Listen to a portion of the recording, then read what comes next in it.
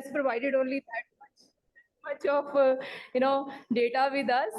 So we welcome you, sir, and thank you first of all very much for accepting our invitation, for holding this lecture on a very relevant topic. And we often get confused with this very particular PFMS scheme. कि आज के lecture के बाद हम सब PFMS scheme के बारे में बहुत क्लियर हो जाएंगे और हमें इससे रिलेटेड कोई जो प्रॉब्लम है वो नेक्स्ट नहीं आएगी. So thank you so much sir. Over to you sir for the session. Welcome ma'am. Ma'am problem तो आएगी क्योंकि एक्चुअली इशू ये है कि कुछ अब सितंबर अक्टूबर के बाद फिर से जो सिस्टम थोड़ा चेंज हो जाएगा. तो अभी जो मैं बता रहा हूँ उस हिसाब से चलेगी ट्रेनिंग, लेकिन आफ्टर मे बी सितंबर हो सकता है कि एक्सटेंड हो जाए, उसका थोड़ा सिस्टम थोड़ा और चेंज हो जाएगा. तो शायद आपको फिर से स्टार्टिंग से करना पड़े, लेकिन आसान होगा. अगर आपको पता है पीएफएमएस क्या है तो उसमें इशू कोई आएगा नहीं. Okay sir. ओके. तो जैसे पहले स्टार्टिंग से करते हैं, तो आपने पहले पीएफएमएस में पेमेंट्स करी है?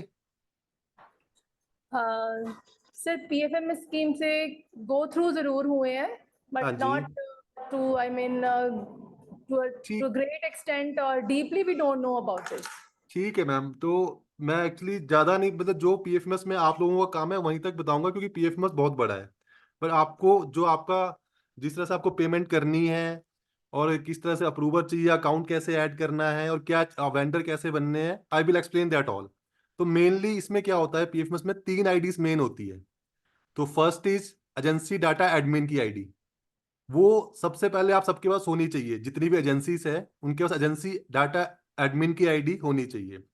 Second one is agency data approver. Approver का काम सबसे कम है. अप्रूवर सिर्फ जो भी पेमेंट बनती है उसको अप्रूव करता है. And third one is agency data operator, जो सबसे मेन है, क्योंकि इसमें वेंडर भी ऑपरेटर बनाएंगे और पेमेंट भी ऑपरेटर ही बनाएंगे.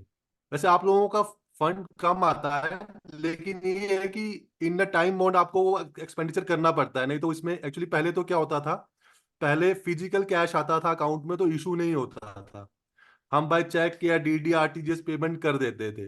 लेकिन अब क्या है, आपके जो अकाउंट्स होते हैं वो जीरो बैलेंस सब्सिडरी अकाउंट है. जितने भी अकाउंट्स होते हैं तो उसमें सिर्फ लिमिट लगती है, तो वर्चुअल लिमिट है. तो आपको उसको एक्सपेंडिचर करने के लिए थ्रू पीएफएमएस ही वाउचर निकालना पड़ेगा और वो देना पड़ेगा. अब इसमें भी दो चीजें होती है कि जो स्कूल है कॉलेजेस वाले होते हैं वो अपना कैंप लगा के पहले ही एक्सपेंडिचर कर चुके होते हैं. तो उसमें उस केस में क्या होता है कि आप लोग अपने ही अकाउंट में, जो आपका कोई स्कूल का या कॉलेज का अकाउंट है, उसमें अपना पैसा ले लो और फिर जो आप उसको एज एक्सपेंडिचर दिखा सकते हो. ये मत वेट करना कि जी हमने खर्चा कर लिया तो हम कहाँ डालें. खर्चा तो आप लोगों ने किया ही है ना कहीं से. तो उस एक्सपेंडिचर को आप अपने अपने स्कूल वाले या कॉलेज वाले अकाउंट में डाल लो, क्योंकि कैंप ऑलरेडी आप लगा चुके होते हो और एक ग्रांट आपको बाद में ही मिलती है. मैं ऐसा ही है ना हर जगह? Yes, same is here. हाँ जी. तो अब सबसे पहले एजेंसी देखो, ये मैंने पीएफएमएस की साइट खोली है. आपको विजिबल है सारी मेरी स्क्रीन? हाँ जी स्क्रीन इज विजिबल सर. ठीक है. तो आपने पीएफएमएस में जाना है, लॉगिन पे क्लिक करना है.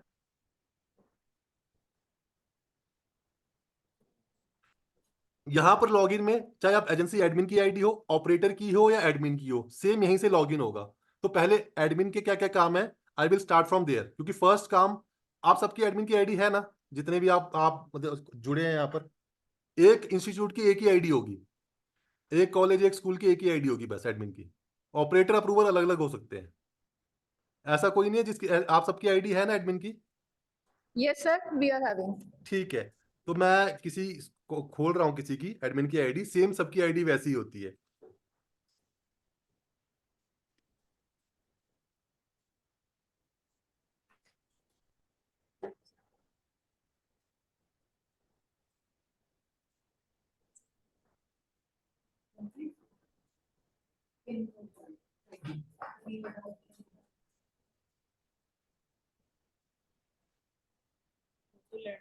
ये हमने एडमिन की आईडी ओपन की है. देखो तीनों आईडीज बिल्कुल सेम ऐसी ही होती है. जब आप ओपन करोगे मतलब आप बोलोगे कि क्या फर्क है, कि ये तीनों आईडी सेम ही तो दिख रही है.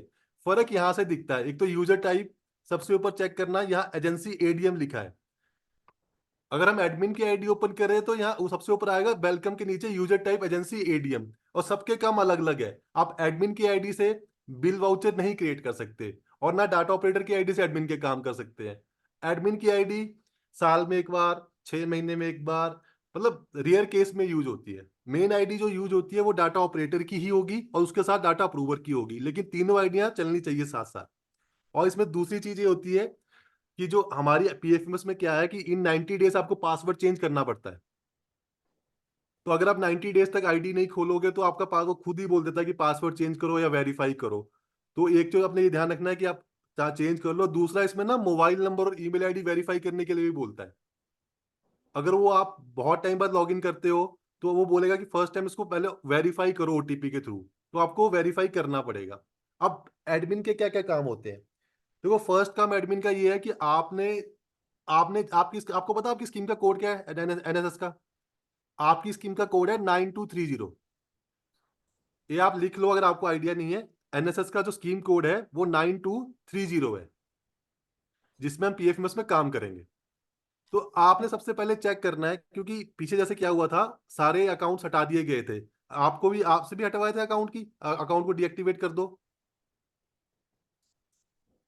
क्योंकि ऊपर बोल पहले क्या था कि पहले बोला गया था कि अप्रैल से नया सिस्टम स्टार्ट कर देंगे, तो इसलिए जितने भी नीचे वाले अकाउंट है सबको डीएक्टिवेट करने के लिए बोल दिया गया था।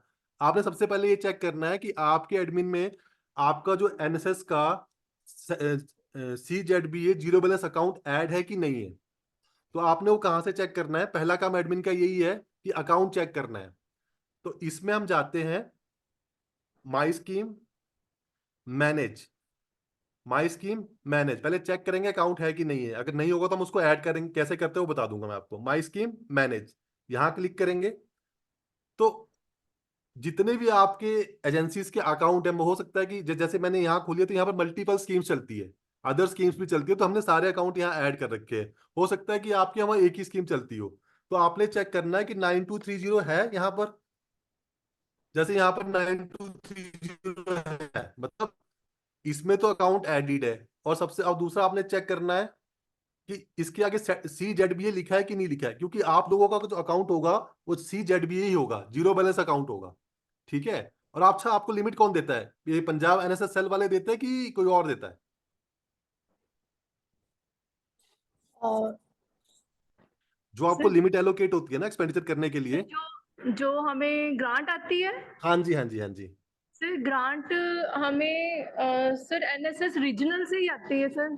हाँ, तो पीएफ में पंजाब स्टेट सेल ही देता होगा ना आपको, एनएसएस सेल वाला। हाँ जी, हाँ जी, हाँ जी। हाँ, तो आपने चेक करना है कि आपका अकाउंट एडिड है और CZBA लिखा है, और फंडिंग एजेंसी जो भी जहां से भी आपको फंड आएगा, लिमिट आएगी, वो यहाँ होना चाहिए। जैसे क्या होता है कि एनएसएस वाले कॉलेजेस को देते हैं, यूनिवर्सिटीज को भी देते हैं। यूनिवर्सिटीज के अंदर कुछ कॉलेजेस होते हैं वो उनको भी देते हैं, स्कूल्स को तो डायरेक्ट वही देते हैं। तो इस तरह से डिपेंड करता है कि फंडिंग एजेंसी क्या होगी। तो अगर आपका अकाउंट एडिड है तो ठीक है। अगर यहाँ सिर्फ कैश लिखा है जिस तरह से, तो आपको फिर वो अकाउंट ऐड करना पड़ेगा। सबसे पहले आपने यही चेक करना है। ठीक है। अब अकाउंट कैसे ऐड करते हैं वो आपको पता होना चाहिए, इस स्कीम के लिए भी कि और आगे भी शायद ऐसा करना पड़े, तो आपको पता होना चाहिए ऐड कैसे करते हैं। तो उस केस में माई स्कीम, अब register new scheme, register new scheme इस पे क्लिक करेंगे, इस तरह का पेज खुल जाएगा। तो मैंने आपको सबसे पहले ही स्कीम बताई थी कि आपकी स्कीम क्या होगी। तो आप लोगों की स्कीम का कोड क्या है? 9230। तो जैसे मैंने लिखा तो यहाँ पर अपने आप आ गया, नेशनल सर्विस स्कीम 9230, इस पे क्लिक कर दिया। अच्छा, आप मुझे बताओ, यहाँ ना 3 ऑप्शन आ रहे हैं। I will receive fund directly from central government, I will receive directly fund from state government, या I will receive fund from the this agency. तो इसमें से हम क्या क्लिक करेंगे? अगर आप करते, आपको आइडिया हो कुछ तो किसी को।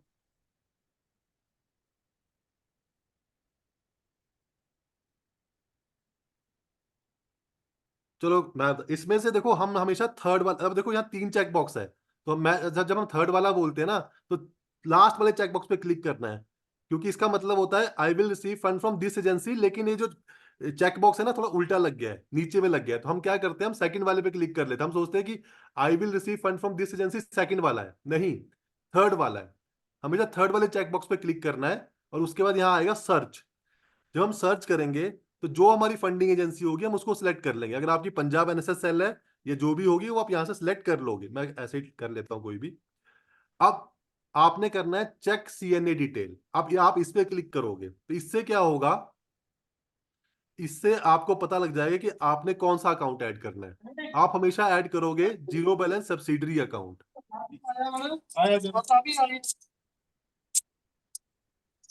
ठीक है, आपका जो अकाउंट ऐड होगा वो जीरो बैलेंस सब्सिडरी अकाउंट ही ऐड होगा। क्यों? क्योंकि जितने भी आपके अकाउंट ओपन हुए हैं वो करंट अकाउंट है और जीरो बैलेंस अकाउंट है। इस पे कोई कैश नहीं आ सकता, इसमें हमेशा लिमिट ही लगेगी। तो आपने ये वाला सिलेक्ट करना है। तो इसके बाद आपकी जो फंडिंग एजेंसी कौन सी आएगी, जैसे आपकी आएगी पंजाब एनएसएसएल, वो आ जाएगा। फिर बैंक का नेम एसबीआई अपने आप खुद आएगा, क्योंकि आप सबके अकाउंट एसबीआई में ही ओपन है ना? ऐसा तो कोई नहीं किसी और में, तो किसी और बैंक में तो ओपन नहीं है। हाँ जी सर, इसी में ही है, स्टेट बैंक में हाँ, ही है। ठीक है, एसबीआई डालेंगे, यहाँ ब्रांच सेलेक्ट करके आईएफएससी कोड डाल देंगे। मैं ऐसे ही डाल रहा हूँ क्योंकि मुझे ऐड नहीं करना है। अकाउंट नंबर, जो आपका अकाउंट नंबर है पासबुक से चेक करके वो डालना है। एजेंसी नेम पर बैंक डालना है जिस नाम से आपने अकाउंट ओपन किया है। उसके बाद इस पे क्लिक करना है agency account scheme component mapping. इस पे क्लिक करके जितने आपके कंपोनेंट है आप इस पे बल्क पे टिक करोगे। बल्क पे करके यू हैव टू सेव। अब इसके बाद आप दूसरा सेव करोगे। जैसे आप सेव करोगे आपका अकाउंट ऐड हो जाएगा। लेकिन आपने ऐड तो कर लिया, पर जो आपकी फंडिंग एजेंसी है उनको आपको बोलना पड़ेगा कि हमने अकाउंट ऐड किया, इसको अप्रूव करो। तो जब तक वो अप्रूव नहीं करेंगे आप इसमें काम नहीं कर सकते हो। तो पहले आपने चेक करना है कि आप लोगों का अकाउंट ऐड है। अगर ऐड नहीं है तो आपने ऐड करना है बस। ठीक है, ये पहला स्टेप था। इस पे कोई डाउट किसी को फिर से रिपीट करूं? नहीं सर, इट्स क्लियर। ठीक है। अब एडमिन का दूसरा काम क्या है? अब मैंने आपको बोला कि चेक डीडी आरटीजीएस अलाउड नहीं है। ठीक है, इसमें सिर्फ e payment using print advice use करनी है आपने। तो उसको भी एक्टिवेट करना पड़ता है। वो एक अकाउंट के लिए एक ही बार करना है। वो अगर होता है एक आपने 5 साल पहले किया चलेगा, बस उसको एक्टिवेट करना जरूरी है। नहीं तो जब आप पेमेंट करोगे वो वाला ऑप्शन वहां पर आएगा ही नहीं और हमारी पेमेंट नहीं होगी। तो उसको कैसे एक्टिवेट करते हैं? बैंक बैंक में जाके अकाउंट एक्टिवेशन ई पेमेंट, नीचे से थर्ड ऑप्शन आता है अकाउंट एक्टिवेशन ई पेमेंट, बैंक अकाउंट एक्टिवेशन ई पेमेंट। जब मैं इस पे क्लिक करूंगा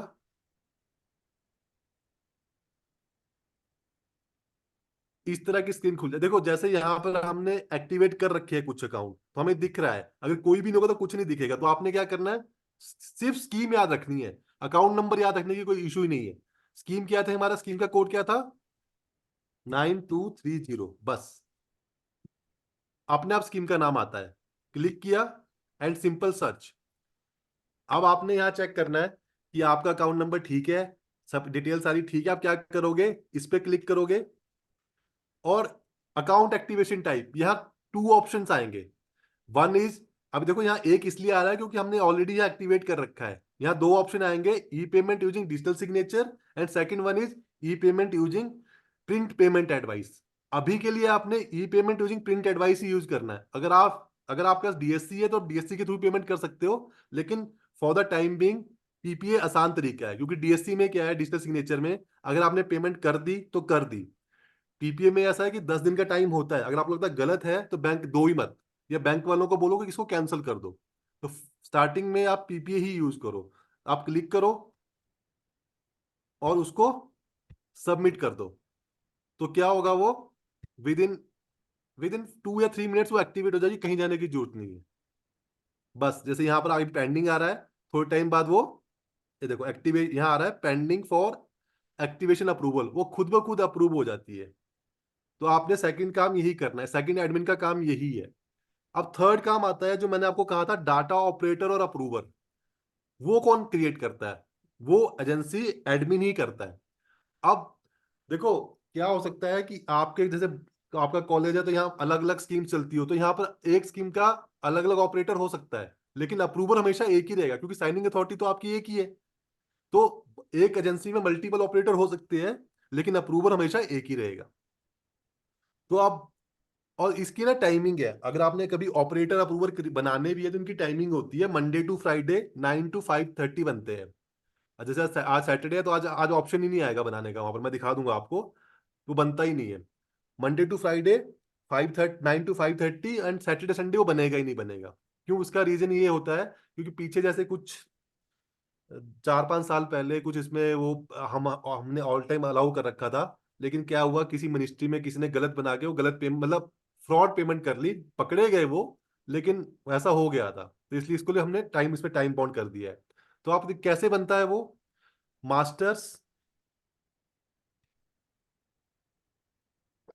मास्टर्स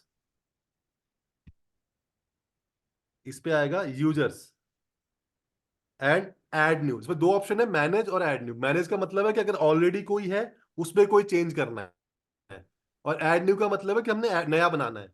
तो अगर नया बनाना है तो ऐड न्यू पे क्लिक करेंगे। अब जैसे मैं आपको कह रहा था, देखो आज सैटरडे है तो आज यहाँ टाइप ऑफ यूजर में ऑप्शन ही नहीं आ रहा है। आप मंडे को ट्राई करना, यहाँ 3 ऑप्शन आएंगे। एजेंसी डाटा एडमिनिस्ट्रेटर, जो आपने कभी बनाना ही नहीं है क्योंकि आपकी ये ID already agency data administrator की है, ठीक है। Second one is agency data operator, third is data approver. तो आप या तो डाटा ऑपरेटर बनाओगे या डाटा अप्रूवर बनाओगे। तो जो आप सिलेक्ट करोगे, डाटा ऑपरेटर कर लिया जैसे आपने, तो उनका फर्स्ट नेम, उनका लास्ट नेम, उनकी पर्सनल ईमेल आईडी, उनका फोन नंबर, उनका मोबाइल नंबर, ठीक है। फोन नंबर में मोबाइल नंबर डाल दो चलेगा। लॉगिन आईडी आपकी मर्जी है। अगर जैसे मैं डाल देता हूँ, जैसे मैंने अपने नाम से बना रहा हूँ तो अभय, लास्ट नेम आ जाएगा चंदेल। अब मेरी ईमेल आईडी डलेगी यहाँ पर,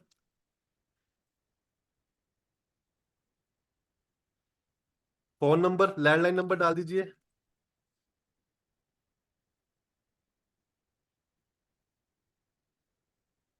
एंड लॉगिन आईडी। कोशिश करिए कि अपने नाम से बनाओ। क्यों, क्योंकि इसका रीजन ये है कि जब आपकी ट्रांसफर होगी या आप कहीं जाते हो, आपका आपने कहीं और ज्वाइन करना, तो आप इसको डिसेबल करके जाओगे। अगर किसी और के नाम से बनी, मतलब किसी ऐसे नंबर से बनी है तो क्या होगा, फिर भी अब इसमें ऐसा होता है, पहले तो क्या था आप खुद चेंज, अब इसमें होता है कि आपको अपनी आईडी से इसको मोबाइल नंबर और ईमेल आईडी चेंज करना पड़ता है जब कोई जाता है। तो अगर आप अपनी ईमेल आईडी से बनाओ, सॉरी लॉगिन आईडी से बनाओगे, तो जब आप जाओगे ना तो इसको आप डिसेबल करवा के जाओगे। क्यों, क्योंकि इसमें यह है कि अगर आप चले गए और आपकी आईडी यूज हो रही है, तो मतलब आपको एक तो मैसेज आएगा कि जी ये पेमेंट बन गई, ये बिल बन गया, और दूसरा क्या है कि काम कोई और कर रहा है लेकिन चल रहा है कि जी काम इसकी आईडी से हुआ है। तो जब भी आप कभी जाते हो, अपनी ईमेल आईडीज को, सॉरी इसको लॉगिन आईडी को डिसेबल करवा के जाओ। डिसेबल कैसे होती है मैं आपको आगे बताता हूँ। इसको सबमिट कर दो। अभी सबमिट करूंगा, सबमिट होगी नहीं, क्यों, क्योंकि टाइप ऑफ यूजर में रिक्वायर्ड आ रहा है और ये आज बटन डीएक्टिवेटेड है, मंडे को ही चलेगा ये। लेकिन आपने इस तरह डिटेल भरनी है, सबमिट करना है। जैसे आप सबमिट करोगे, आपकी जो ईमेल आईडी आपने डाली है, ये चीज बहुत जरूरी है, ईमेल और मोबाइल नंबर। ईमेल आईडी जो डाली है, यहां पर आपका पासवर्ड चला जाएगा, वन टाइम पासवर्ड वहां जाता है। आईडी, अगर अगर जैसे मैंने अभय 01 डाला, अगर ये ऑलरेडी 01 होगा तो इसके आगे अपने आप नंबर लग जाएगा और वो दिख जाता है आपको कि आपकी आईडी क्या बनी है। तो आपने उस आईडी को ऐसे सेव कर लेना है, ठीक है। इस तरह से आईडी बन गई। अब डिसेबल कैसे करवानी है, या जैसे यहाँ पर जैसे मल्टीपल स्कीम्स है और आप चाहते हो कि मैं तो एक ही स्कीम में काम करूंगा और मुझे एक ही स्कीम दी जाए ऑपरेटर को, तो ऑपरेटर एडमिन से वो स्कीम एलोकेट करवा सकता है, एक ही स्कीम। वो कैसे होता है, सेम मास्टर में ही जाना है, यूजर्स एंड अब मैनेज में जाना है। अब मैनेज का काम है, मैनेज एंड सिंपल सर्च पे क्लिक करो। जो आपकी आईडी होगी उस पर क्लिक करना है। अब देखो यहाँ ऑप्शन आता है कि ये देखो, ये आपकी डिटेल पूरी आ गई। अब आप, जैसे मैंने बोला था कि आप डिसेबल करना है, आप जा रहे हो तो डिसेबल पे क्लिक करवाओ। आप एडमिन को बोलो कि मेरी आईडी डिसेबल कर दो, ताकि उसको कोई यूज ना करे। जो नया बंदा आएगा अपनी नई आईडी बनवाएगा। डिसेबल पे क्लिक करो। ओके, अब यहाँ ना 3 रीजन आते हैं कि डिसेबल क्यों कर रहे हो, रीजन क्या है डिसेबल करने का। या तो रीजन होता है ट्रांसफर का, या रिटायर्ड, या अदर। अगर छुट्टी पे भी गए हो 10-15 दिन की, तो भी उसको कर दो बंद। जो नया बंदा काम कर रहा है वो अपनी आईडी बना के काम करे। सेम केस है डाटा ऑपरेटर का भी और डाटा अप्रूवर के लिए भी, दोनों के लिए। क्लिक किया। कौन सी डेट से करना है, आज से करना है, 1 महीने बाद से करना है, जबकि आप डेट डालोगे उसके तो चलेगी नहीं आईडी। इस पे क्लिक किया, रिमार्क्स पे जो भी रिमार्क्स है, एंड सेव। आईडी डिसेबल होगी। मतलब अब अगर मैं चाहूँ इसको लॉगिन करना तो मैं लॉगिन नहीं कर पाऊंगा। एनेबल करना है तो एडमिन इसको एनेबल कर सकता है। अब जो मैं आपको बोल रहा था स्कीम वाला ऑप्शन, कि आप चाहते, अब जैसे यहाँ पर ऑल स्कीम्स आ रहा है, मैं चाहता हूँ कि मैं एक एनएसएस की स्कीम में काम करूं, बाकी मुझे कोई स्कीम ना दिखे जब मैं पीएफएमएस की डाटा ऑपरेटर की आईडी से काम करूं। तो वो एडमिन यहाँ चेंज स्कीम पे क्लिक करेगा, specific scheme and select scheme 9230 and search,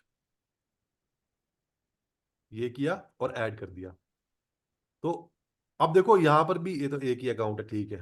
पहले क्या होता था, पहले ना एक स्कीम में मल्टीपल अकाउंट होते थे, बंदे बोलते थे जी हमने एक अकाउंट में काम करना है, तो हम अकाउंट वाइज भी पहले वो एलोकेट करते थे। अब ओके कर दूंगा। अब देखो, पहले यहाँ पर ऑल लिख के आ रहा था, अब स्कीम का नाम आ रहा है। तो जब मैं डाटा ऑपरेटर की आईडी लॉगिन करूंगा, मुझे सिर्फ ये स्कीम दिखेगी, इसके अगेंस्ट ही मैं काम करूंगा, बाकी मुझे कोई स्कीम नहीं दिखेगी। ये इसमें एक ऑप्शन होता है। ये तो मैं ऑल कर देता हूं। अब इस पे एक चीज और है, लोकेशन का। कुछ लोग ऐसे होते हैं जो बहुत ज्यादा शक्की होते हैं कि मेरी आईडी कोई और ना खोल ले या कुछ कर ले। उस केस के लिए लोकेशन वाला ऑप्शन होता है कि मैं चाहता हूँ, जैसे अभी मैं शिमला बैठा हूँ, कि मैं अपनी आईडी शिमला में खोलूँ। तो अगर मैं यहाँ लोकेशन शिमला डाल लूंगा तो ये आईडी शिमला के अलावा कहीं नहीं खुलेगी। आप फिर चंडीगढ़ में ओपन करने की कोशिश करो, जहां करो आईडी ओपन ही नहीं होगी। तो इसलिए लोकेशन को तो ऑल रखो, लेकिन आप स्कीम चेंज कर सकते हो। क्योंकि इससे ऐसा होगा कि अगर हमें कभी आपको इशू आता है, अगर हमने भी आपकी आईडी ओपन करनी है चेक करने के लिए, तो हम उसको ओपन ही नहीं कर पाएंगे। ठीक है। तो ये आ गया इसमें एडमिन का तीसरा काम कि ऑपरेटर अप्रूवर बनाते हैं। अब इसमें एक चीज और है, ये तीनों के लिए काम होता है, चाहे ऑपरेटर हो, चाहे अप्रूवर हो, चाहे वो मोबाइल नंबर और ईमेल आईडी चेंज करना है। पहले तो क्या होता था कि एडमिन के पास पावर थी, वो डाटा ऑपरेटर अप्रूवर की mobile number email ID change कर देता था। अब ऐसा नहीं है। अब जिसकी आईडी है वो खुद अंदर लॉग इन करके अपनी ईमेल आईडी या मोबाइल नंबर चेंज कर सकता है। वो किस तरह से होता है, तीनों के लिए सेम होता है वो। आप देख लो, एजेंसी, सॉरी, माई डिटेल में my profile, my detail, my profile, इस पे क्लिक करूंगा। यहां देखो एडिट का ऑप्शन आता है, एडिट पे क्लिक किया तो अब मैं यहां से अपना मोबाइल नंबर या phone number, sorry, email ID और मोबाइल नंबर चेंज कर सकता हूं। तो उसको जैसे करूंगा तो यहाँ पर ओटीपी के लिए आएगा, जो नहीं, मेरे उस पर ओटीपी डालूंगा, अपडेट करूंगा, और नीचे यहाँ पर अप्रूवर आ जाएगा। अब ऑपरेटर और अप्रूवर के केस में अप्रूवर होता है एजेंसी एडमिन, तो एडमिन के पास रिक्वेस्ट जाएगी। लेकिन जो एडमिन है, अगर आपने एडमिन की डिटेल चेंज करनी है, उसकी रिक्वेस्ट जाती है जिसने आपको क्रिएट किया है, जो आपकी फंडिंग एजेंसी होगी, उसके पास वो रिक्वेस्ट जाएगी, और वो आप एडमिन का mobile number email ID change कर सकता है। ठीक है। इस पे इतना ही। अब इस पे एक चीज और आती है कि आपने चेक करना है कि आपको लिमिट एलोकेट हुई है कि नहीं हुई है। ठीक है। तो आप एजेंसी एडमिन से भी चेक कर सकते हो कि आपको लिमिट आई है कि नहीं आई है। तो उस केस में क्या होता है, देखो यहाँ दो मास्टर है, पहले मैं नीचे वाले मास्टर्स में देख रहा था, ऊपर वाला मास्टर आएगा, सॉरी नीचे वाला मास्टर ही आएगा। हाँ, यहाँ जाके ड्राइंग लिमिट बाय पीडी या सीएनए, इस पे क्लिक करेंगे। स्कीम 9230 देखो आ रही है। हियरार्की लेवल, जो भी आपका हियरार्की लेवल हो, कॉलेज पे हो या यूनिवर्सिटी लेवल पे हो, जो होगा वो आपका यहाँ आ जाएगा। State, Punjab and search. अभी आपको कोई लिमिट लगी नहीं है, तो इसलिए कोई लिमिट दिख ही नहीं रही है, मतलब आपको भी नहीं लगी होगी, आप चेक कर लेना, क्योंकि अभी इन्होंने लिमिट लगाई नहीं है। जब ये लिमिट लगाएंगे तो आपको यहाँ लिमिट दिख जाएगी एक्सपेंडिचर के लिए। ठीक है। तो एजेंसी एडमिन के इतने ही सर काम है। अगर इसमें इसमें कोई डाउट है मैं फिर रिपीट सर कर हाँ, सकता हूँ। इसमें एक डाउट था कि जैसे आपने अभी बताया कि अगर किसी भी फंडिंग एजेंसी से की तरफ से हमें कोई लिमिट दी गई है, हाँ तो जी वो सर। आप नीचे वाले मास्टर में यहाँ देख सकते हैं। जी सर। तो जैसे हमें आईसीएसआर की तरफ से अभी कुछ 1.5 लाख की कोई लिमिट दी गई है, उन्होंने 1.5 लाख की, but we are not able to see here. Sir scheme कौन सी है सर वो? वो है 0877। सर वो टीएसए हाइब्रिड है या सीएन नहीं है? वो सीवीजेड नहीं है, वो तो सिंपल पहले भी आती थी, उसमें सीवीजेड अकाउंट मैंडेटरी नहीं है उसके लिए। अच्छा, तो सर उसमें तो आपके अकाउंट में कैश आता है? अकाउंट में हमारे ना, जो अभी यहाँ अकाउंट में शो करता था कैश, तो हाँ उसको जी। हमने पहले तो सीधा हमारे अकाउंट में डायरेक्टली ट्रांसफर कर लिया था। ठीक है। तो अगर वो अभी हमें 1.5 हमारे बैंक में तो शो हो रहा है, लेकिन आई यहाँ पे पोर्टल पे कहीं नहीं नजर आ रहा। सर वो आप पता क्या चेक करना, एक्चुअली आप जाना माई फंड में ना, हाँ। माई फंड में जाके यहाँ जाना, रिसीव फ्रॉम सेंट्रल गवर्नमेंट वाला ऑप्शन आता है, यस। यहाँ चेक करके देखना। क्योंकि अगर आपकी सीएनए, अगर वो सीएनए स्कीम नहीं है ना, यस अगर वो टीएसए भी नहीं है, टीएसए हाइब्रिड भी नहीं है ना। सर, इसमें क्या डिफरेंट होता है सीएनए टीएसए में? सर मैं बताता हूँ, इसमें ना एक्चुअली टीएसए में तो आरबीआई अकाउंट होता है, तो आपका आरबीआई अकाउंट तो है नहीं ना। नहीं है बिल्कुल। इसमें तो सर अब एक्चुअली क्या है, अब एक्चुअली गवर्नमेंट ऑफ इंडिया क्या चाह रही है कि गवर्नमेंट ऑफ इंडिया चाहती है कि डायरेक्ट किसी के भी अकाउंट में पैसा ना जाए, जितनी भी एजेंसी से। उस केस में वो टीएसए पे जा रहे हैं, आरबीआई अकाउंट में। सर थोड़ी सी वॉइस ब्रेक हो रही है थोड़ी सी। सॉरी सर, अब आ रही है सर। अब आ रही है, पहले ब्रेक हो रही थोड़ी सी। हाँ, अब टीएसए का मतलब होता है ट्रेजरी सिंगल अकाउंट, इसमें आरबीआई अकाउंट चलता है। तो अभी आपका आरबीआई अकाउंट तो नहीं है सर, बोला ओपन नहीं करवाने बिल्कुल को। नहीं है सर। हाँ, तो आप इसमें चेक करना, माई फंड में जाके रिसीव फ्रॉम सेंट्रल गवर्नमेंट में चेक करना सर आप। सर मैं अभी हाँ सर, आप आगे चलिए। रिसीव फ्रॉम सेंट्रल गवर्नमेंट और रिसीव फ्रॉम अदर एजेंसी, दो ऑप्शन है। रिसीव फ्रॉम सेंट्रल गवर्नमेंट में कर रहे हैं, तो हाँ, वहां पे भी हमें मैनेज में कुछ नजर नहीं आ रहा सर उसमें भी। नहीं वहां तो सर सिंपल ही आ जाएगा, स्कीम फाइनेंशियल डालो, स्कीम डालो, कुछ भी नहीं आ रहा है। सर्च कर रहे हैं, नहीं सर खाली आ रहा है उसमें भी। सर उसमें नीचे ऑप्शन आती है सर, स्टेटस में रिलीज, रिसीव्ड, नॉट रिसीव्ड, कुछ फिल करें। नहीं नहीं, सिंपल सिंपल सेलेक्ट करके सर्च करो, अपने आप आ जाता है वो डाटा। नहीं आ रहा सर, मैंने 25-26 से भी इसमें फाइनेंशियल ईयर चेंज भी करके देखना चाहिए। आया कब है सर पैसा, वो इस साल आया पिछले साल आया है? सर हमें मैसेज तो इसी इसी साल आया है, नए साल में। फर्स्ट ने 31 मार्च से पहले आया है कि उसके बाद आया है सर? ऐसा सर 31 मार्च के बाद आया है। तब तो सर दिखना चाहिए था। एक मिनट सर, एक्चुअली सर आप, हमारे बैंक अकाउंट में हमने कंफर्म किया है, 1.5 लाख की एंट्री है वहां पे। नहीं वो मैं एग्री कर गया सर, वो मैं एग्री कर गया एक्चुअली ना। आप आपकी आईडी मुझे आप लॉगिन करोगे? आप अपनी सर स्क्रीन शेयर लॉगिन कर। कर लिया, लॉगिन कर किया हुआ है मैंने, एडमिन एडमिन की एजेंसी से। सर माई स्कीम में देखना उसके आगे क्या लिखा है, zero sir at my scheme में आगे जा रहे हैं, माई स्कीम में आ रहा है। मैनेज, मैंने माई स्कीम मैनेज में जाना जरा। Manage, yes. इस अकाउंट के आगे क्या लिखा है, लिखा है कुछ की नहीं लिखा है? सर इस अकाउंट के आगे अप्रूव्ड लिखा हुआ है। आगे?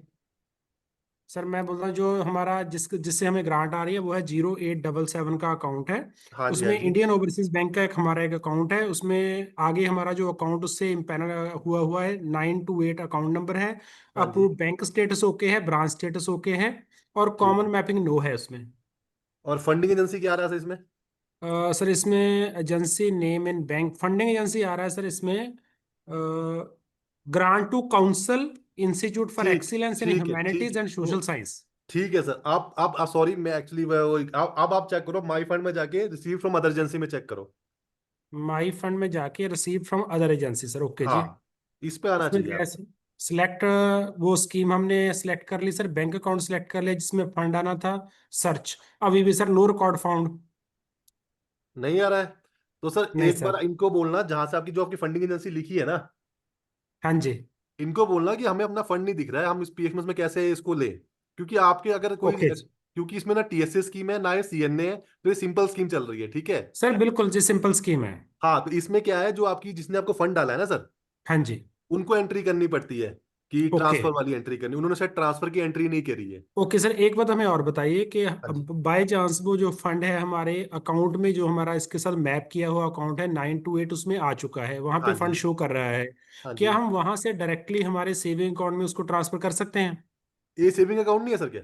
सर ये सेविंग है, लेकिन जो हमारे जिस अकाउंट से हमने एक्सपेंडिचर किया है उस हम्म। अकाउंट में उसको ट्रांसफर कर लें, कोई इशू तो नहीं? नहीं सर, एक्चुअली पता है कि अगर आप बाहर बाहर से कर लोगे ना, हाँ हाँ। पीएफएमएस में स्टैंड हो जाएगा वो, ठीक है। पीएफएम से स्टैंड हो जाएगा? बिल्कुल, पीएफएमएस में तो कैसे एक्सपेंडिचर दिखाओगे आप? हाँ सर, वही तो हम पूछ रहे हैं कि वो पीएफएमएस में वो एंट्री शो नहीं हो रही। हम हाँ उसको हाँ। बाहर से अगर ट्रांसफर नहीं करते हैं तो हमें वो टेक्निकली फॉल्ट लगता है। नहीं सर, वही मैं बता रहा हूँ, एक बार उनसे ऐसे करने में तो कोई दिक्कत नहीं, आप करने के बाद भी बाद में भी इसमें एंट्री कर, एक्चुअली पता क्या है, आपने ना इसको एज ए वेंडर ही आप उनको बोलो, जो आपकी जहां से आपको फंड आया है ना, हाँ जी। उनको कहिए कि जी हमें पीएफएमएस में दिख नहीं रहा है कि हम कैसे रिसीव करें, हमें हमने ऑलरेडी ओके एक्सपेंडिचर फाइन। किया है। तो जैसे वो रिसीव हो जाएगा ना सर यहाँ पर। सर इसमें जो आप फंड बता रहे हैं, ये एजेंसी एडमिन के पोर्टल पे नजर तो आता है ना? ऐसा तो कोई इशू नहीं कि डाटा एंट्री में जाना पड़ेगा तभी नजर आएगा? नहीं नहीं सर, देखिए मैं आपको दिखा देता हूँ, एक्चुअली ये वाली स्कीम है यहाँ पर नहीं, इस वाले में नहीं होगी। मैं आपको कोई जैसे टीएसए में लिमिट आती है, मैं उसका दिखा देता हूँ आपको। आपको ओके। आइडिया ऐसा कुछ नहीं है, जब जब दिखता है। मैं किसी और का दिखाता हूँ आपको, एक मिनट रुकना बता जरा बस। TSA my assignment funds from,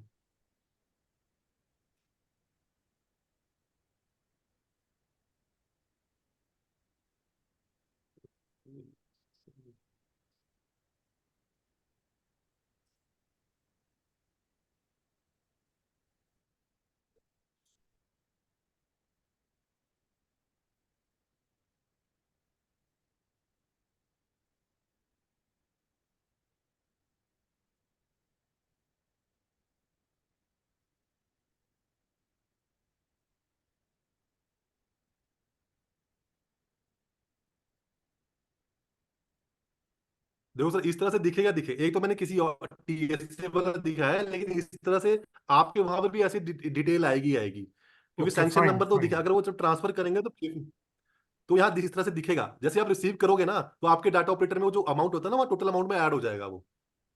okay sir, okay okay. अगर वो बोलते हैं कि आप इसको as a opening balance add कर लो, तो फिर ओपनिंग बैलेंस ऐड करके उसको ट्रांसफर एक्सपेंडिचर कर लेना, कोई इशू नहीं है उसमें। ओके जी। क्योंकि पता क्या, अगर अभी अभी मैं आपको ओपनिंग बैलेंस ऐड करने को बोल दूं और आपने वो ऐड कर दिया और आपने एक्सपेंडिचर कर दिया, और कल को उन्होंने अपनी एंट्री कर दी, तो यहाँ डब आपका अमाउंट स्टैंड हो जाएगा, माइनस में चला जाएगा कि आपने डबल खर्चा कर दिया है। इट मीन्स अगर हमने उसमें से, जैसे आपसे हमने पहले बात की थी, अगर हमने कोई एंट्री डायरेक्टली उस बैंक अकाउंट से हमारे दूसरे अकाउंट में ट्रांसफर भी कर ली है, हाँ तो हाँ हाँ उसमें भी हमें ओपनिंग बैलेंस दिखाना चाहिए पीएफएमएस में। सर, बिल्कुल। एक्चुअली हमने पहले एक एक्चुअली एंट्री ऐसे ट्रांसफर की भी है सर। कोई इशू नहीं है, उनको बोलो कि जितनी भी उन्होंने पैसा दिया है ना आपको, हाँ जी, हाँ जी। अगर वो सारा डालने को, अगर वो बैक एंड से डाल देते हैं, एंट्री कर हाँ। देते हैं, यस यस। तब तो आपकी जिस जिस साल में आपने खर्चा किया है उसमें डाटा ऑपरेटर से एंट्री करके उसको जीरो कर देंगे, कोई बड़ी बात नहीं है। अगर वो ओके बोलते सर, हैं ओके। अगर वो बोलते हैं कि जी आप ओपनिंग बैलेंस डाल के खर्चा दिखा दो, तो उस तरह से ओपनिंग बैलेंस डाल के हाँ खर्चा जी। कर देते हैं, कोई दिक्कत ही नहीं है। उनको बोलना फिर आप एंट्री ना करें ओके बाद में, क्योंकि आपको कभी ओके दिक्कत नहीं जी। आनी चाहिए आपकी एजेंसी को, बस आपने ये ठीक है ध्यान सर, रखना। Thank you thank you. ठीक है। ठीक है, इसके अलावा किसी को कोई क्वेश्चन सर? ये तो सर, ये तो अलग वाला मॉडल हो गया। अगर सीएनए वाले में कोई दिक्कत है किसी को, तो आप मुझसे पूछ सकते हो अभी भी।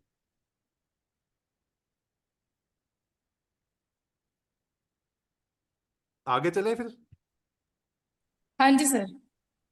ठीक है।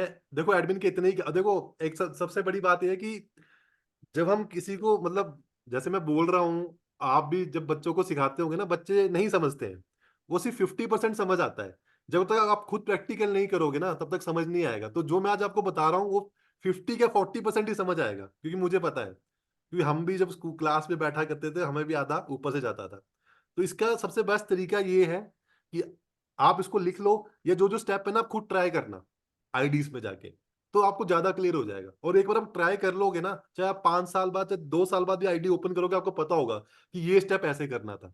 बस आप ये चीज का ध्यान रखो, क्योंकि समझ नहीं आता एक बार में, कभी भी किसी को समझ नहीं आता है, वो हमें पता है, हमारा खुद का एक्सपीरियंस भी यही है। और बाकी जहां आपको लगे कि मैं तेज बोल रहा हूँ, रिपीट करना, मैं फिर रिपीट कर दूंगा, कोई दिक्कत नहीं है। ठीक है, बस ये कि आप लोगों को समझ आना चाहिए जो मैं समझा रहा हूँ, बस। ठीक है।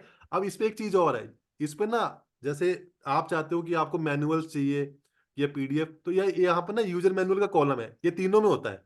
ऑपरेटर अप्रूवर है इसमें, इस पे क्लिक करके आप अपने सीएनए वाला ढूंढ लेना, यहाँ पे मिल जाता है लास्ट में जाके, कुछ 12 13 15 पेजेस पे जाके वो सीएनए वाला मॉड्यूल उसको अपने पास रख लो।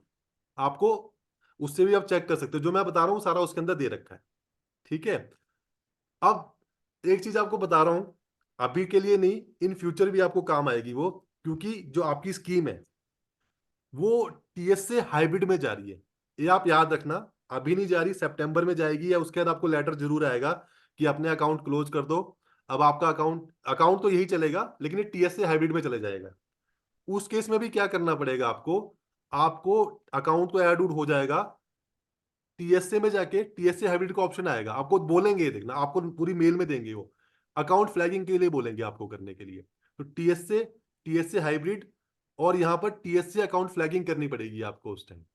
जब आप इस पे क्लिक करोगे, यहाँ पर ऑप्शन आ जाएगा आपको, जैसे 9 अभी भी आता है, लेकिन अभी करनी नहीं है, 9230 अकाउंट सेलेक्ट करो, फंडिंग एजेंसी पेरेंट एजेंसी करके सबमिट करना, तो आपका अकाउंट टीएसए हाइब्रिड के लिए फ्लैग हो जाएगा। और इसमें एक चीज और है, इसमें पेमेंट थ्रू डीएससी ही होगी। ठीक है, ये याद रखना, डिजिटल सिग्नेचर से पेमेंट होगी। इसलिए इसको ना अभी के लिए थोड़ा पोस्टपोन कर दिया है, क्योंकि एनएसएस की स्कीम स्कूल्स तक चलती है, तो स्कूल्स में प्रिंसिपल्स के डीएससी कर बनाना या ओ का बनाना, वो बहुत बड़ी दिक्कत होती है, क्योंकि प्रिंसिपल चेंज होते रहते हैं। तो फॉर द टाइमिंग पोस्टपोन है, लेकिन फ्यूचर गारंटी से ये स्कीम टीएससी हैबिट पे जाएगी जाएगी। ठीक है, पेमेंट वैसे ही होती है जैसे मैं बता रहा हूँ, सारे स्टेप वैसे ही है, बस इसमें क्या है कि टीएसए या टीएसए हैबिट वाला ऑप्शन आ जाता है। ठीक है। अब आते हैं डाटा ऑपरेटर वाले काम में, या इससे पहले एक चीज बताता हूं मैं आपको, क्या होता है कि ना हम पासवर्ड भूल जाते हैं, हमें पासवर्ड याद नहीं रहते, क्योंकि ऐसा होता ही है कि कितने पासवर्ड याद रखेंगे। तो हम क्या कर सकते हैं, हम बाहर बाहर से ही ना अपना पासवर्ड रिट्रीव कर सकते हैं। इसके लिए क्या करना होता है, हमें पता है हमारा मोबाइल नंबर क्या है, हमारी ईमेल आईडी क्या है। तो हम क्या करेंगे, फॉरगेट पासवर्ड पे क्लिक करेंगे,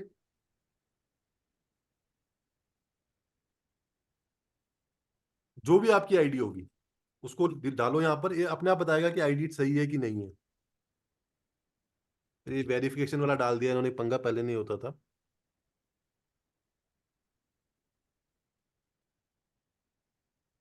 हम्म।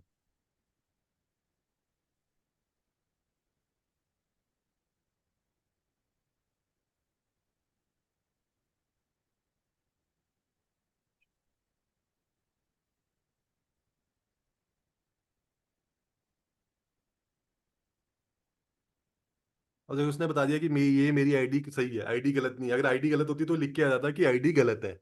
इसके बाद फिर से डालना है BE। अब मुझे ओटीपी कहाँ चाहिए? ईमेल पे चाहिए, SMS पे चाहिए, या बोथ पे चाहिए? तो सबसे बेस्ट तरीका होता है बोथ पे मंगवा लो, जिसपे पहले आया उस पर डाल दो। इस पे क्लिक करो। ओटीपी देखो मेरे मोबाइल नंबर पे भी चला गया, और ये मुझे पता है कि ये मेरा मोबाइल नंबर है क्योंकि लास्ट के डिजिट वाले मुझे ही पता होगा। और ईमेल आईडी भी मेरी है, मुझे ही पता है, किसी और को पता ही नहीं होगा। स्टार का मतलब है ये है। ओटीपी डालो, नया पासवर्ड डालो, आपका पासवर्ड रिसेट हो जाएगा। आप इस तरह से पासवर्ड रिसेट कर सकते हो। ठीक है। अब आते हैं जो मेन काम है सबका, जो मेन काम डाटा ऑपरेटर का ही है। देखो मतलब अप्रूवर एडमिन ने तो कर दी, एडमिन तो एक आधी बार यूज होगा। तो अब मैं आप वाली आईडी ओपन करूंगा, डाटा ऑपरेटर वाली। और इसमें बैलेंस होगा।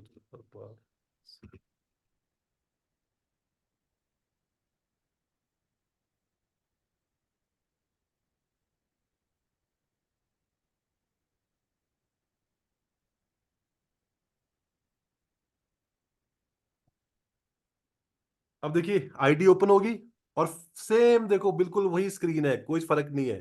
फर्क कहां से पता लगता है? User type. अब एजेंसी डाटा ऑपरेटर DO लिखा है, तो ये मैंने आपके ही डाटा ऑपरेटर की आईडी खोली है तो ज्यादा आपको आइडिया होगा। देखो नाम आ गया। अब यहाँ DO लिखा है, देखो उस पे क्या लिखा था? Agency ADM। इस पे लिखा है एजेंसी DO। और जो डाटा अप्रूवर होता है उसमें एजेंसी DA लिखा होता है। अब आप मुझे बताओ, हमें किसी को पेमेंट करनी है तो सबसे पहले क्या होना चाहिए हमारे पास बंदे का? उस बंदे का अकाउंट नंबर होना चाहिए, और वो वेंडर होना चाहिए हमारे PFMS के अंदर। अगर हमने किसी को पेमेंट करनी है तो उसको पहले हमें वेंडर बनाना पड़ेगा, या अगर कहीं किसी और ने उसको वेंडर बना रखा है तो हम सिर्फ उसको अपने अंडर मैप करेंगे। तो पहला काम ऑपरेटर का यही होता है, चेक करना कि वेंडर बना है नहीं बना है। अगर पेमेंट कल करनी है तो हमें वेंडर आज बनाना पड़ेगा, क्योंकि वेंडर वेरीफाई होने में 24 आवर लगते हैं। अगर किसी और ने उसको वेंडर बना रखा है तो मैप करो, उसी दिन हम पेमेंट कर सकते हैं। ठीक है। आपकी पेमेंट ज्यादा तो होती नहीं, कमी पेमेंट होती है, तो वेंडर ज्यादा 5 या 10 वेंडर होंगे। ठीक है। तो वेंडर बनाना है, या ऑलरेडी वेंडर बना है, कैसे किस तरह से पता लगेगा? तो वही है, सारा काम मास्टर्स में ही होता है मेन। मास्टर्स। अब देखो इसमें ना मास्टर्स में वो वाले ऑप्शन नहीं आ रहे, यूजर वाला ऑप्शन नहीं आ रहा है। इसमें ऑप्शन अलग ही आ रहे हैं, बल्क कस्टमाइजेशन, बेनिफिशियरी मैनेजमेंट। हमारा आप इनको बेनिफिशियरी बोलते हैं लेकिन हम सबको वेंडर बोलते हैं। तो जितनों की भी आपने पेमेंट करनी है स्कीम के अंडर, वो सब वेंडर है आपके लिए। कोई बेनिफिशियरी नहीं होगा, इन वर्ड आपका बेनिफिशियरी है, PFMS में वेंडर है। तो वेंडर, ऐड न्यू। मैंने कोई नया वेंडर बनाना है तो मास्टर्स, वेंडर्स, ऐड न्यू। अब इतनी सारी डिटेल भरना ना देखो होती भी नहीं है, ना हम किसी से मांग सकते, ना चाहिए भी नहीं। तो क्या करो, सबसे पहले ही सेव पे क्लिक कर लो। अब जो जो रिक्वायर्ड है वही वेंड हमें डिटेल डालनी है। अब वेंडर टाइप सबसे पहले, यहाँ बहुत सारे वेंडर टाइप आते हैं, लेकिन हमारे काम के सिर्फ दो ही है, आइदर पर्सनल या कमर्शियल। पर्सनल वैसे जैसे कि हमारा स्टाफ है, जैसे POs को आप POs में देते हैं ना, उनको अलाउंस देते हैं ना शायद, PO हाँ उनको, जी, हाँ तो जी। वो सब पर्सनल में आ जाएंगे। या कोई और वेंडर है, जैसे किसी बुक सेलर, बुक वाला है, या जिससे आपने कोई सामान लिया है, वो सब कमर्शियल में आएंगे। बस आपने ये ध्यान रखना है कि कमर्शियल में जो बाहर से सामान, जिससे सामान ले रहे हो, वो सब कमर्शियल में आएंगे। और जो आपके अपने अंदर ऑफिस, सॉरी स्कूल वाले या कॉलेज वाले हैं, वो पर्सनल में आएंगे। बस ये फर्क होता है दोनों में। ठीक है। तो क्लिक कर लिया। अब पैन नंबर नहीं चाहिए जी, नॉट रिक्वायर्ड, क्योंकि इसका कोई मतलब ही नहीं है। हाँ नेम जरूरी है, मैं अपने नाम से ही बनाता हूँ। ठीक है। डेट ऑफ बर्थ जरूरी नहीं है।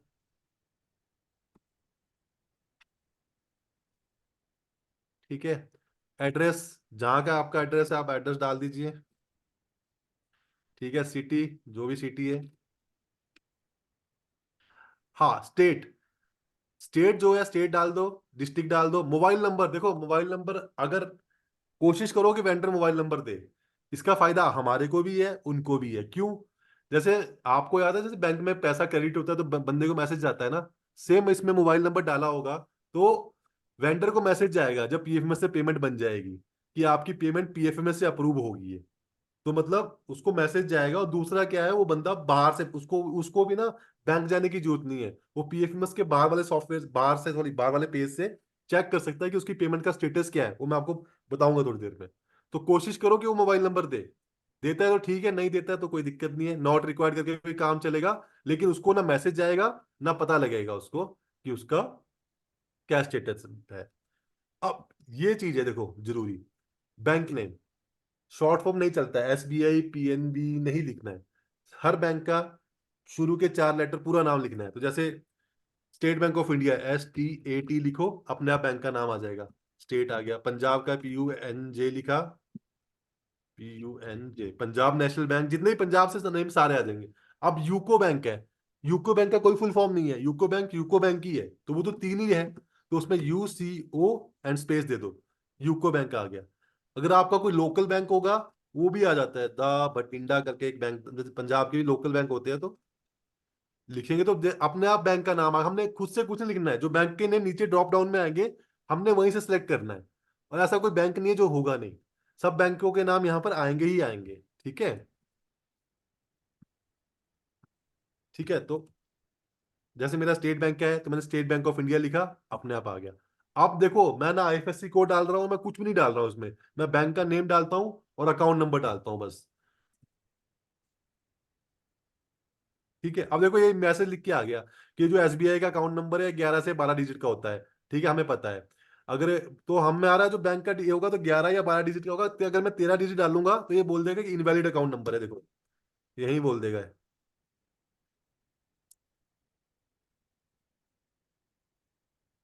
ले लिया इसने, ये कैसे ले लिया?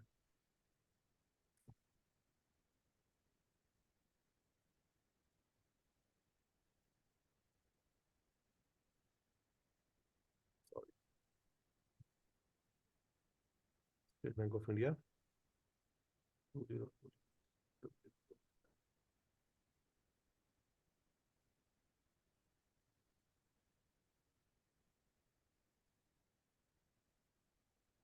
पता नहीं, पहले तो यहाँ आता, अब ऑप्शन शायद आ नहीं रहा है, लेकिन लेता नहीं है ये। ठीक है, ये इस पे करेंगे अकाउंट नंबर और ऐड बैंक डिटेल। अब देखो यहां तक डिटेल आ गई। अब ब्रांच नेम में खुद ब खुद आएगा, हम नहीं डालेंगे। जब हम इसको सेव करेंगे, अपने आप बैंक सर्वर पे हिट करेगा SBI के, वो खुद बताएगा कि इसका IFSC कोड क्या है, इसका ब्रांच क्या है, खुद नहीं। अब आपने क्या करना है, सेव पे क्लिक करना है। अब इस केस में क्या होगा, या तो मैसेज आएगा कि आपका अकाउंट क्रिएट हो गया वेंडर का, या ये वाला मैसेज आएगा कि अकाउंट नंबर ऑलरेडी एग्जिस्ट। मतलब मैं जो हूं, मुझे किसी और ने ऑलरेडी वेंडर बना रखा है।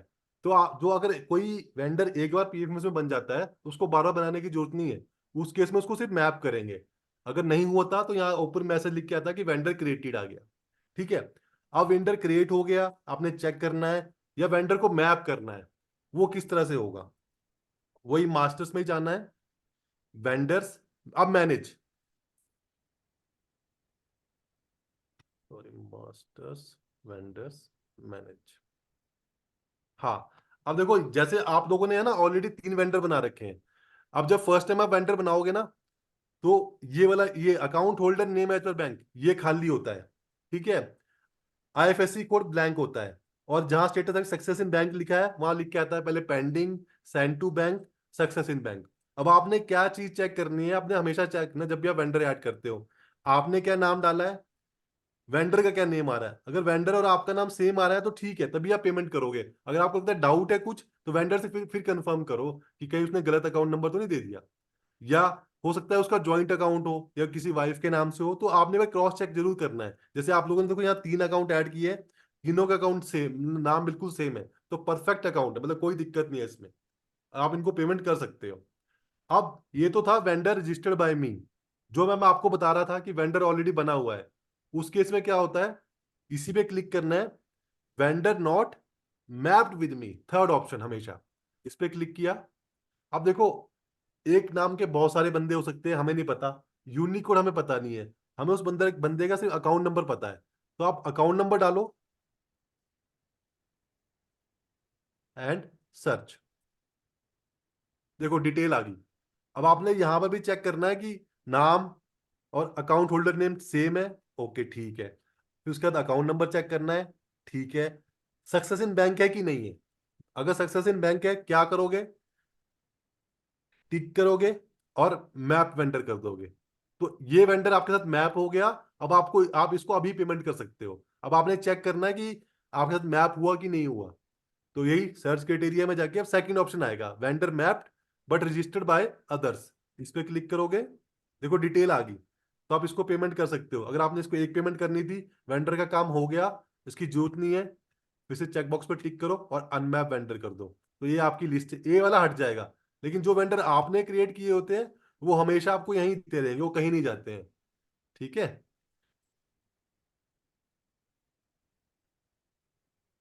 इस तरह से दिखते रहेंगे। इस पे ना एक चीज और होती है। अब क्या होता है, एक वेंडर था, उसका अकाउंट पहले लुधियाना में था, वो बोलता है जी मैं पटियाला शिफ्ट हो गया, मेरा आईएफएससी चेंज हो गया, अकाउंट नंबर वही है, सब कुछ वही है, लेकिन सिर्फ आईएफएससी चेंज हो गया। तो उस केस में भी हमें उसको नया वेंडर बनाने की जरूरत नहीं है। उस केस में भी हम उसका अकाउंट रिवैलिडेट करेंगे और 24 आवर के बाद जो उसका नया आईएफएससी कोड होगा वो खुद आ जाएगा। तो वो कहाँ से होता है, मास्टर्स, वेंडर्स एंड अकाउंट रिवैलिडेशन, ये वाला ऑप्शन है उसका। अगर उसने अपना नाम चेंज करवाया है, उसका या ब्रांच चेंज हुई है, तो वो यहाँ हम जाएंगे, सिर्फ चेकबॉक्स पर टिक करेंगे और अकाउंट रिवैलिडेट कर देंगे। तो क्या होगा, जैसे हम इसको करेंगे, पेमेंट मतलब सॉरी, प्रोसेस इनिशिएट हो जाएगा, बैंक सर्वर पे हिट करेगा एंड विद इन 24 आवर उसका नया आईएफएससी कोड या जो भी उसने अपनी डिटेल चेंज की है वो आ जाएगी। हाँ, अगर बैंक चेंज है तो ऐड करना पड़ेगा। बैंक सेम है, नाम सेम है, आईएफएससी चेंज किया है उसने, तो हम ये चीज कर सकते हैं। ठीक है। यहां पर कोई किसी को रिपीट करना है वेंडर वाला या कुछ कोई डाउट हो।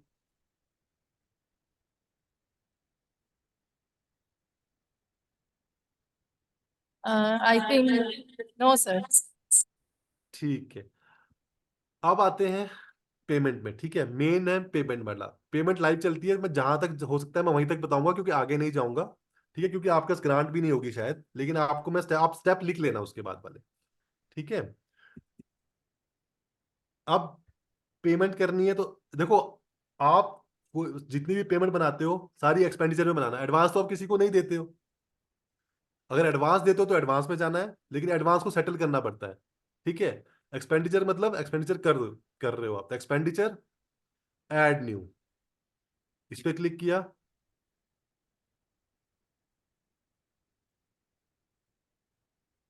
अब ये वाली चीजें आ गई, देखो ये ही हमारा मेन है, इस पे हमें भरना पड़ता है। आप देखो सबसे पहले स्कीम। आप देखो आपका एनएसएस का अकाउंट ऑलरेडी एडिड है, यहाँ पर आ गया 087। अच्छा, आप इसकी बात कर सर, आप स्कीम की बात कर रहे थे 80877 वाले की।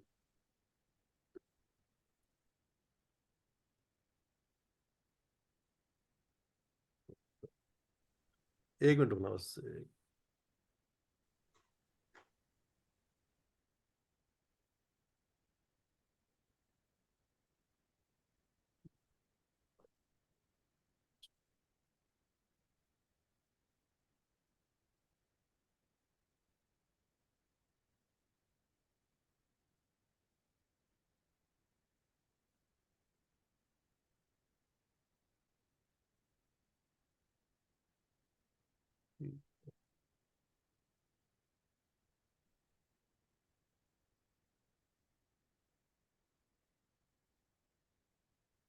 एक्सपेंडिचर ऐड न्यू, जिस स्कीम में आपने एक्सपेंडिचर करना है, देखो आपको यहाँ 3 स्कीमें दिख रही है, 0875, 0875। तो आप तीनों में काम करते हो, यहाँ पर स्कूल, यहाँ पर तीनों स्कीमें चल रही है आपको। हाँ जी सर, तीनों चल रही है। करंटली जो हम बात करें वो लास्ट वाली की कर रहे हैं। ठीक, और जो 0875 है ये भी आपकी, ये तो शायद टीएससी में कन्वर्ट होगी है मेरे ख्याल से अब तो मैम, है नहीं, ये ना। पुरानी थी, अब की नहीं है। आपकी, अच्छा ठीक है। ये पुरानी थी, हमें 12th प्लान आया। ठीक है मैम, ठीक। 12th प्लान और 11th प्लान आया था सर। ठीक है मैम। तो हम 9 to, जैसे हमारी अब जो CNA स्कीम है वो 9230 ही है। एक मिनट, मैं इसको 0877 चेक कर लेता हूँ ये आपकी किस में आती है। माई स्कीम मैनेज CZB है, ठीक है। Indian Overseas Bank principal Khalsa pending pending 3 account, ठीक है। ये वाला इन्होंने अप्रूव किया। Okay, Indian Council of Research ICAR, okay. TSA एक मिनट में बस एक चीज चेक कर रहा हूँ बस।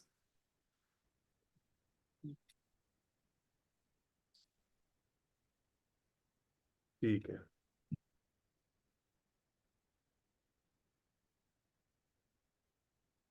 आपकी ये वाली स्कीम अभी ना TSA में है ना, ये सिंपल स्कीम चल रही है। आप इस पे खर्च, आप बस वो पता कर लेना कि एक्सपेंडिचर आप अगर ओपनिंग बैलेंस ऐड करने को बोलते हो तो उस तरह से ऐड करके एक्सपेंडिचर दिखा दो जो आप ऑलरेडी एक्सपेंडिचर कर चुके हो।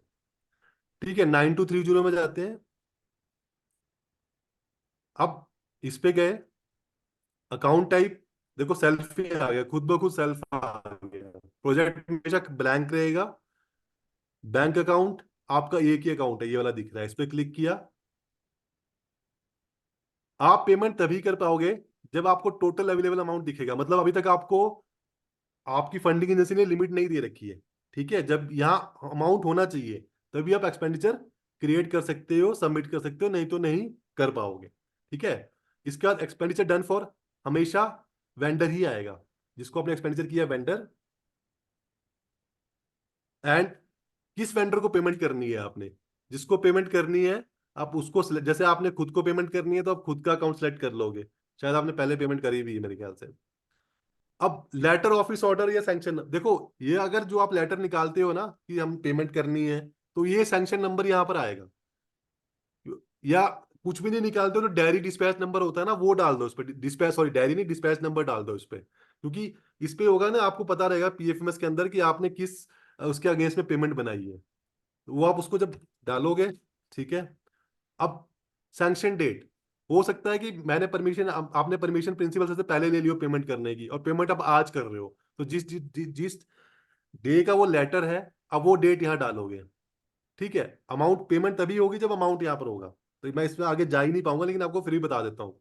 टोटल अमाउंट, जितने अमाउंट की पेमेंट आपने करनी है, 1000 है, 1000, 2000, 10,000, जितने की भी है, आप अमाउंट यहाँ डालोगे। नरेशन, किस चीज की आप पेमेंट कर रहे हो वो नरेशन आप यहाँ लिखोगे, ठीक है।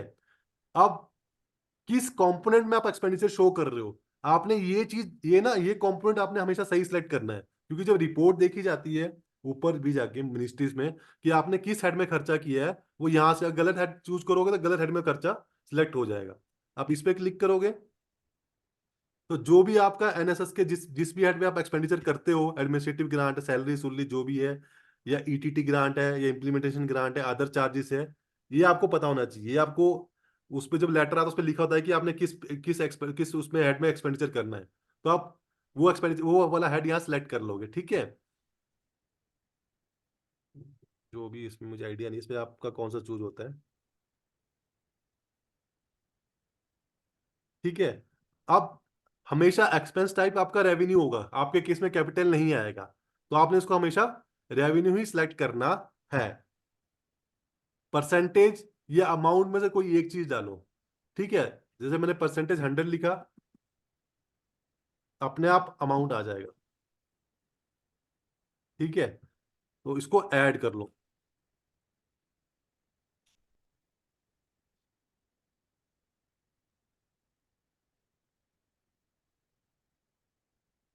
ऐड हो गया।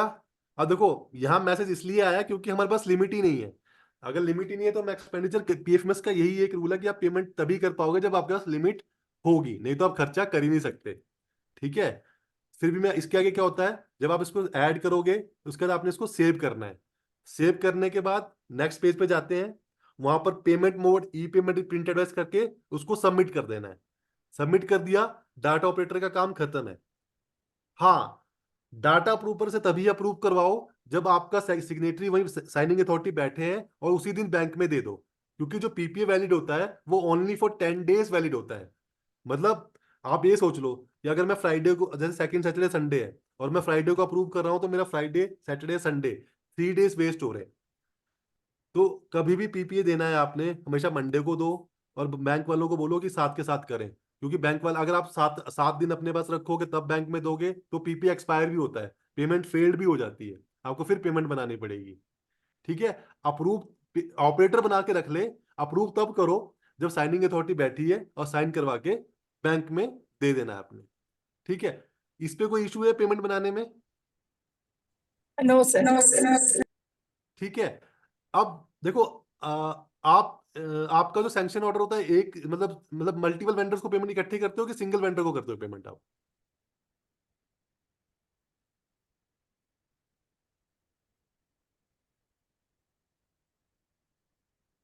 आप मतलब एक साथ आप कितने वेंडर्स को पेमेंट करते हो? जैसे अगर आपने पेमेंट करनी है इस स्कीम के अंदर, तो कितने वेंडर हो जाते हैं बहुत साथ? कम होते हैं सर, मान लीजिए 2-3 वेंडर्स होते हैं जिनको हमने किसी प्रोग्राम में, मान लीजिए कोई टेंट का एक्सपेंडिचर है, फोटोग्राफर का है, या कैंटीन का ठीक, है, तो अब यही देखो, 2-3 मेन वेंडर हैं। हाँ तो देखो, जैसे आपने तीनों को एक साथ पेमेंट करनी है, ठीक है, ये तो मैंने सिंगल वेंडर का बताया ना।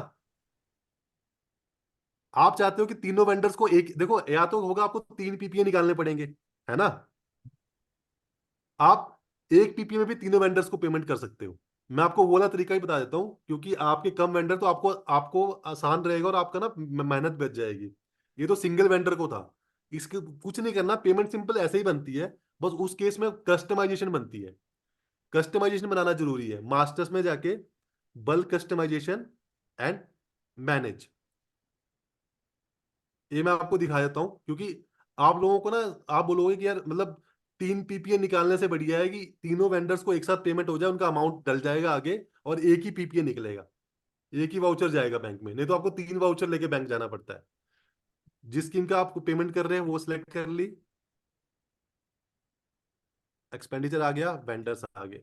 ठीक है, अब मुझे जैसे 3 बंदों को पेमेंट करनी है, 1, 2 एंड 3, सिलेक्ट कर लिया। कस्टमाइजेशन नेम दे दो जो भी आपका है, प्रोग्राम। ठीक है, इस तरह से दे दिया। अब किस कंपोनेंट में पेमेंट करनी है, आप पहले ही कंपोनेंट चूज कर लो, जो भी आपका कंपोनेंट है, मैं सिर्फ बता रहा हूं आपको ताकि आपको आइडिया रहे। अब देखो, तीनों है, तीनों का अमाउंट अलग अलग होगा, तो अमाउंट खाली छोड़ दो, अमाउंट डालो ही मत। ठीक है, बस इस पे क्लिक करो and save. Name already exist बोल रहा है, सेव। ये देखो, ये कस्टमाइजेशन बन गई। अब आपने पेमेंट करनी है, फिर से वहीं जाना है, एक्सपेंडिचर में ही जाना है, लेकिन अब आप देखना कि आपको क्या फायदा होगा। तीन जगह आप, एक की जगह 3 बंदों को पेमेंट इकट्ठे कर सकते हो। 9230, ये राइट साइड में देखो, जो मैंने नाम दिया था वो नाम आ गया। अब मैं इस पे क्लिक करूंगा, अब मैं नीचे शुरू करूंगा, देखो अब क्या हुआ, इन तीनों के नाम आ गए, तो मैं तीनों बंदों को साथ में पेमेंट कर सकता हूं। ठीक है, रेवेन्यू पे टिक किया मैंने, ऑफिस एक्सपेंस पे टिक किया, अब मैंने तीनों सेलेक्ट कर दिए। अब मैं ऊपर से डिटेल भरना शुरू करूंगा कि ऑफिस ऑर्डर नंबर सेम वही आ जाएगा, एक्सपेंडिचर अमाउंट, टोटल अमाउंट आएगा, इन तीनों का कितना अमाउंट बनता है। अगर 30,000 बनता है तो यहाँ 30,000 आ जाएगा, और यहाँ पर अमाउंट डाल के इसको आप वही सबमिट करोगे। तो इससे क्या होगा कि तीनों का एक साथ बन गया, आपको 3 बार मेहनत नहीं करनी पड़ी। जो मैंने पहले तरीका बताया था उससे एक एक वेंडर को पेमेंट होती है, इससे 3 है, 4 है, 5 है, 10 है, 10 को आप वैसे कस्टमाइजेशन ला के 10 के 10 को एक साथ पेमेंट कर सकते हो। तो इससे आपका थोड़ा टाइम भी बचेगा, और एक ही पीपीए बैंक में जाएगा। ठीक है, सही, इस पे कोई डाउट किसी को? नहीं सर, No, इसमें sir. ये ओके है हाँ, तो क्या? देखो जैसे जैसे आपके आपके तीन पास चार अभी है तो, हाँ जी सर। सर, जैसे आपके पास अभी डाटा ऑपरेटर की आईडी ओपन है, हाँ जी, क्या यहाँ से देख सकते हैं जो हम पहले ग्रांट की ट्राई कर रहे थे देखने की, 2-3 ग्रांट जो हमारी नजर नहीं आ रही? सर एडमिन की आईडी ओपन करोगे आप? नहीं, एडमिन नहीं, डाटा ऑपरेटर से नहीं आएगा। नहीं नहीं सर, डाटा ऑपरेटर से नहीं आता है ना, वही तो मैं, एक्चुअली डाटा ऑपरेटर से क्या दिक्कत है, जैसे मैं माई फंड में गया था ना, मैं बता देता हूँ हम्म आपको, रिसीट फ्रॉम अदर एजेंसी में इसमें गया ना। Receipt from other agency, yes yes, receipt हाँ, फ्रॉम अदर। एक्चुअली इसमें ना 22, मैं इसमें इसी साल का देख सकता हूँ, पिछले साल का नहीं देख सकता ना। देखो ये मैंने अकाउंट सेलेक्ट कर लिया, यस अब ईयर इसमें इसमें पुराना वाला ईयर नहीं आ रहा ना सर। यस सर, प्रोसेस तो हम भी यही कर रहे हैं, लेकिन यही जैसे no record fund agency admin में भी आ रहा है, यही इशू आ रहा है हमें। सर एक बार एडमिन, 1 मिनट रुकना जरा, रुक जाओ सर, अभी देख लेते हैं, रिपोर्ट्स में देख लेते हैं आपको ग्रांट कभी आई भी है कि नहीं आई है ना, यहाँ से आइडिया लग जाएगा। 802, 802 सर, कब आपको इससे पहले ग्रांट कब आई थी, कोई आइडिया है सर? और 24-25 में भी आई है। 24-25 में आई है? तो 24 क्या बोल रहे हैं मैम? सर कौन सा हायर एजुकेशन आएगा ना सर ये? सर हायर एजुकेशन आएगा, हाँ। ठीक है, अभी चेक कर ले सर, लग जाएगा पता सर, अभी लग जाएगा, आइडिया लग जाएगा। Central sector, scheme type other agency नहीं आएगा sir? Other grant and other agency, हाँ मेरे ख्याल से कि वो सेंट्रल तो नहीं है, अदर एजेंसी लिख के अप्रूव हुई है वो। नहीं नहीं नहीं नहीं, वो नहीं सर, वो नहीं, मैं कुछ और देख ओके। रहा था, ये वाली है ना, okay. Other central expenditure. Yes ये तो यस मैं, yes, this one.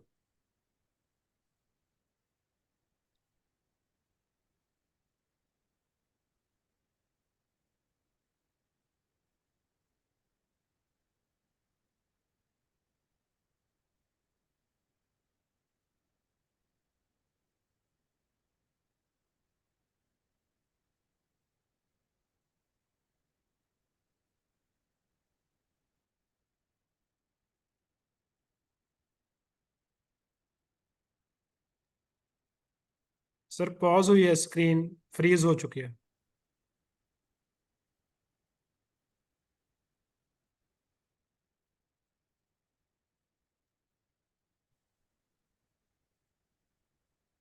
I think ma'am disconnect हो गया सर दा, दोबारा तो एक बार ज्वाइन करवा लो।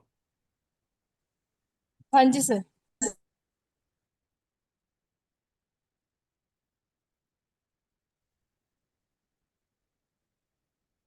स्क्रीन आपको,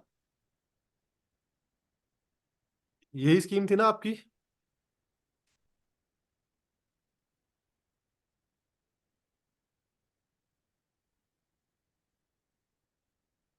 देखो सर, हमें यहाँ से आइडिया लग जाएगा कि आपको इन्होंने कभी ग्रांट दी है कि नहीं दी है, क्योंकि रिपोर्ट से लग जाता है पता कि ये आपको ग्रांट डायरेक्ट आपके अकाउंट में डाल रहे हैं कि थ्रू पीएफएमएस डाल रहे हैं। Okay ji, that would be fine. मैंने 24-25 ओपन किया है, अगर ग्रांट पिछले साल आई होगी, पिछले साल में दिख जाएगी हमें ना। आई है सर, 24-25 में भी आई है आईसीएसआर की तरफ से। पर सर आईएसएसआर तो थ्रू पीएफएमएस ही देता है, ऐसा कैसे हो गया, इन्होंने कैसे दे दिया, रुको देखते हैं।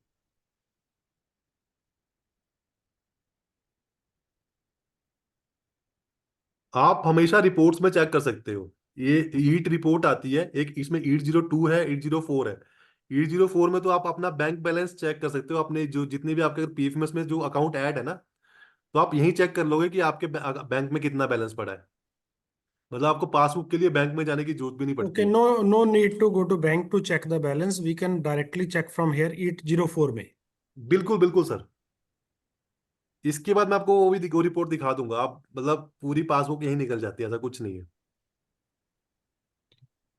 क्योंकि सर प्रीवियसली जब भी हमें ग्रांट आई है हमने उसका वाउचर क्रिएट किया है, पेमेंट वाउचर। हाँ दिस टाइम जी, we are facing this problem of not able to print receiving, the voucher.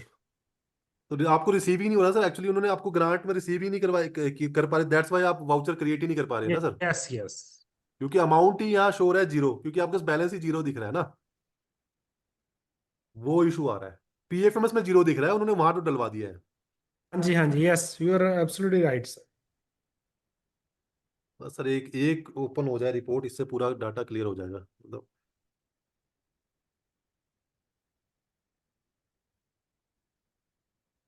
ये तो सर बहुत अच्छी बात है कि आपकी स्कीम अभी नॉर्मल बोर्ड पे चल रही है, मतलब टीएसए में, अगर टीएसए या टीएसए हाइब्रिड में आ जाए तो बहुत ज्यादा पंगा आ जाता है इसमें, बहुत फिर तो लिमिट ही आएगी, मतलब एक्चुअल फिजिकल कैश आ ही नहीं रहा है किसी भी अकाउंट में, फिर तो इन टाइम बाउंड हमें वो एक्सपेंडिचर करना ही करना है, नहीं तो 31 मार्च को वो लिमिट पूरी जीरो हो जाती है, फिर से इनको इनको वो बोलना निकल पड़ता है कि जाएगा लिमिट है। अकाउंट से आपसे, हम। बिल्कुल सर।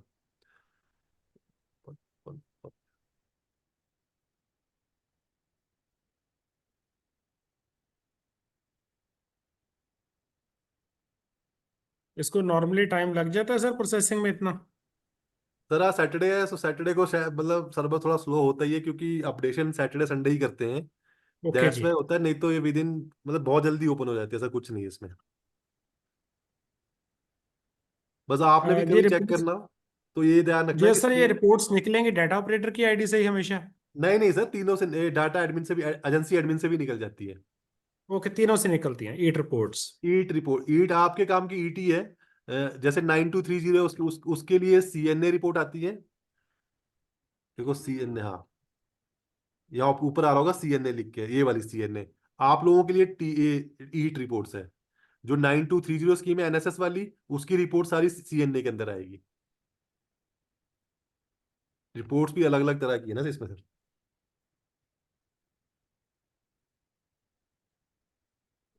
चल क्यों नहीं रही ये।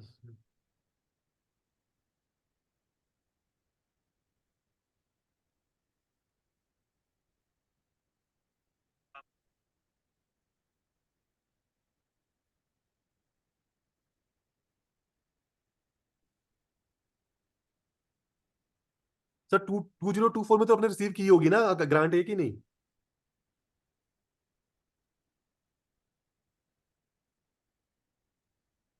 पार्डन सर सर, यस मैं प्लीज। 2024 या 25 में जब आपको पहले पिछले साल ग्रांट आई, तो तब तो आपने रिसीव की होगी ग्रांट है। वी है रिसीव सर, वो पोर्टल पे ही आई है पीएफएमएस पे, वहीं से हमने वाउचर निकाला है, वहीं से हाँ उसका हाँ, एक्सपेंडिचर किया है। वी आर मतलब वही फेसिंग ना, this issue fund receive from other agency में गए होंगे ना आप। अदर एजेंसी में सर, अदर एजेंसी में। तो फिर तो सर ये इन्होंने शायद डाली ही नहीं है आपको, इस अगर वो 1 अप्रैल के बाद इन्होंने अगर आपको ग्रांट डाली है ना सर। सर ये दूसरी वाली जो 1.5 लाख की बात कर रहे हैं वो 1 अप्रैल के बाद ही आई है ये। तो उनको तो वो दिखनी चाहिए थी फिर। तब तो उन्होंने बैक एंड से ही नहीं डाली है वो ग्रांट। एक बार आपको उनको बोलना पड़ेगा कि हमारे हमें पीएफएमएस पे भी ग्रांट एलोकेट कर दो। वो कुछ नहीं करेंगे, वो ट्रांसफर की एंट्री करेंगे थ्रू आरटीजीएस में। वो एज आरटीजीएस दिखा देंगे कि उन्होंने आपको ग्रांट दी और आप रिसीव कर सकते हो उसको बस। ओके जी। ये एक्चुअली ओपन ही नहीं हो रहा, नहीं तो मैं यहाँ दिख जाता, पिछला भी दिख जाता है। और और अगर आपने कोई ग्रांट चेक करनी है ना सर, किस पिछले पिछले से पिछले साल की, तो आपने ना एडमिन आईडी से लॉगिन करना। ओके जी। क्योंकि एडमिन आईडी से लॉगिन करना, और उसमें अगर ईयर आता है तो ठीक है, नहीं तो आपको बाहर से ईयर चेंज करना पड़ेगा। जैसे ओके 24 25 में लॉगिन करोगे तो जहाँ लॉगिन आता है वहाँ ईयर आता है, तो वहीं से चेंज करना पड़ेगा अगर अंदर वो ईयर नहीं आएगा तो। ओके जी। क्योंकि डाटा ऑपरेटर में ईयर नहीं आता है, वो उसमें इशू रहता ही रहता है।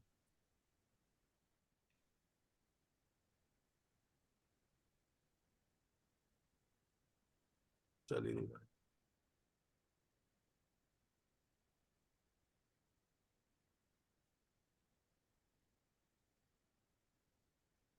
वैसे इसको आप खुद चेक करना, क्योंकि यहाँ ओपन ही नहीं हो रहा है, पता नहीं क्या इशू आ रहा है इस पे। मैंने सर दोबारा से देख लेंगे इसको, कोई बात नहीं। हाँ, इसको चेक कर लेना आप।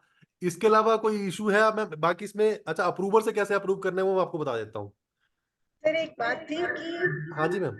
हाँ, सर अगर आप देखें कि एक सेकंड सर। इको हो रही है ma'am voice.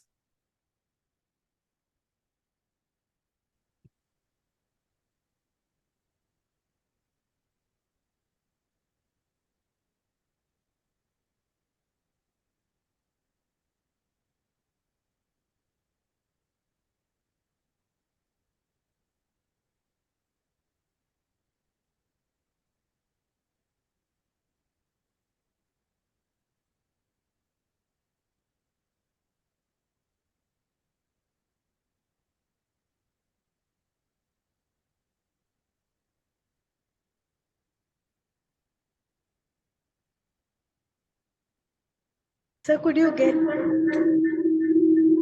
Ma'am voice break हो रही है मैम आपकी। हाँ जी सर, एक मिनट।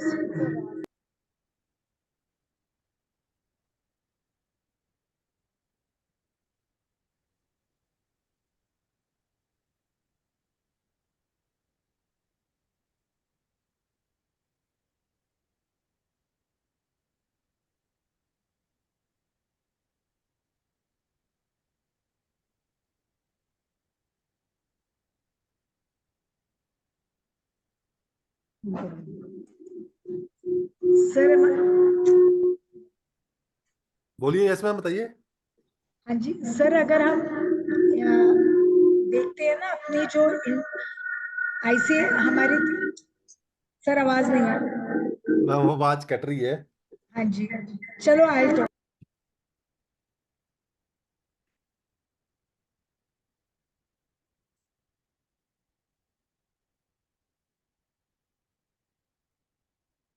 अब ओपन हो जाएगी सर रिपोर्ट। ये थोड़ी एक्चुअली ना, ये जैसे मेरा सिस्टम ऑफ हुआ था तो उस चक्कर में इशू आ गया था। आप देख लेते हैं।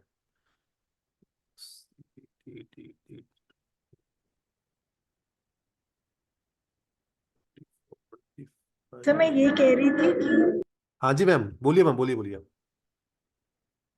एक्चुअली हमारे एंड से एको कर रही है कोई नहीं मैम, बस। कंटिन्यू करिए, समझ आ जाएगा, कोई इशू नहीं है। हाँ आप जी ये सर, मैं तो ये कह रही थी कि जो हमारी आईसीएसएसआर के अंदर 3 हमारी ग्रांट्स हुई है, तो वो अगर हम ग्रांट्स देखें तो एक जो अप्रूव्ड है उसमें फंडिंग एजेंसी आईसीएसएसआर, दूसरी 2 में फंडिंग एजेंसी सेंट्रल गवर्नमेंट आ रही है। मैम वो तो आपने गलती से गलत ले लिया होगा और वो अप्रूव ही नहीं किया है। मैं वो वही अभी कह तो, रही हूँ कि यही हाँ जी, रीजन तो नहीं है। नहीं नहीं नहीं नहीं नहीं मैम, वो रीजन नहीं है। वो तो हम जब अकाउंट ऐड करते हैं तो उस टाइम हमें ऑप्शन चूज करना होता है कि हमने सेंटर से लेना है कि उससे लेना है, तो उसमें कोई इशू नहीं है। उससे कोई फर्क नहीं पड़ता है। उन्होंने अप्रूव ही नहीं किया है, सेंटर वाले के पास पेंडिंग पड़ा है, तो मतलब उसमें कोई इशू नहीं है। तो फिर वहीं पर अप्रूवल पेंडिंग है तो ग्रांट तो उसी में आनी थी। नहीं तो अकाउंट नंबर मैम वो ऑलरेडी एडिड है ना, आपका अकाउंट हाँ नंबर तो जी सेम सर, है। हाँ जी। वो अकाउंट नंबर सेम है। एक्चुअली ये पहले आपने ऐड किया होगा तो पहले होता था कि पता नहीं होता, तो हम गलती से सेंटर गवर्नमेंट कर लेते थे। तो वो इशू है, उससे उससे कोई ग्रांट का फर्क नहीं पड़ता है। आपको आईसीआर ग्रांट दे रहा है, सेंट्रल गवर्नमेंट का मतलब होता है कि आप डायरेक्ट मिनिस्ट्री से ग्रांट ले रहे हो।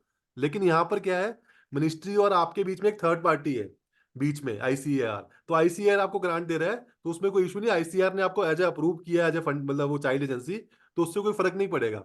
मे बी उन्होंने इस साल आपको ग्रांट बैंक में तो डाल दी, लेकिन पीएफएमएस में एंटर नहीं की उन्होंने, इसलिए वो आपको शो नहीं हो रही है बस।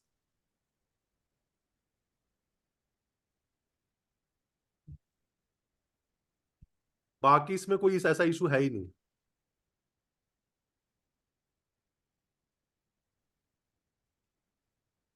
ये आज रिपोर्ट चल ही नहीं रही है, नहीं तो मैं आपको यहाँ ही रिपोर्ट में दिखा देता।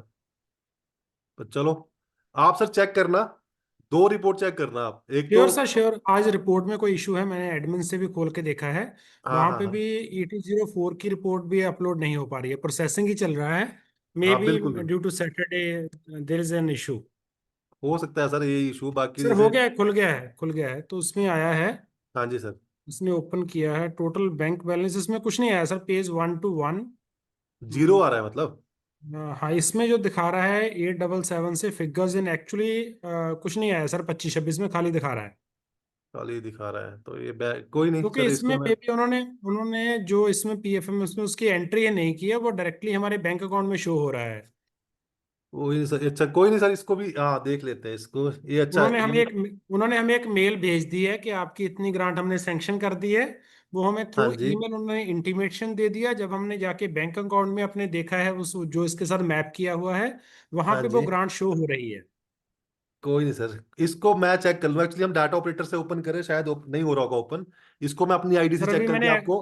एजेंसी एडमिन से किया था, तब वहां पे शो हुआ है पेज 1। हाँ। उसमें कोई भी एंट्री नहीं है, फिगर्स इन वहां पे एक्चुअल टोटल बैंक बैलेंस नीचे ब्लैंक है सारा। ब्लैंक आ रहा है ना। कोई नहीं सर, यस। ये मैं रिपोर्ट भेज दूंगा, ये वाली मैं अपनी श्योर आईडी से सर, देखूंगा खोल के, इसमें श्योर बता सर, दूंगा आपको। श्योर। कोई इशू नहीं है थैंक यू इसमें। Very much. ठीक है। अब देखो, हमने पेमेंट बना दी, अप्रूवर ने अप्रूव करना है। सेम हम लॉगिन करेंगे अप्रूवर की आईडी से, एक्सपेंडिचर में जाएंगे, एंड मैनेज पे क्लिक करके उस एंट्री को सर्च करेंगे, जो हमने एंट्री करी होगी उसको हम सर्च करेंगे। अगर हमने कोई एंट्री बनाई होगी तो 9230, एंड सर्च करेंगे तो नीचे यहाँ एंट्री आ जाएगी। उस पर क्लिक करके अप्रूव कर देंगे, सिंपल इतना अप्रूव करना है बस। बाकी इस पे कुछ नहीं करना है आपने।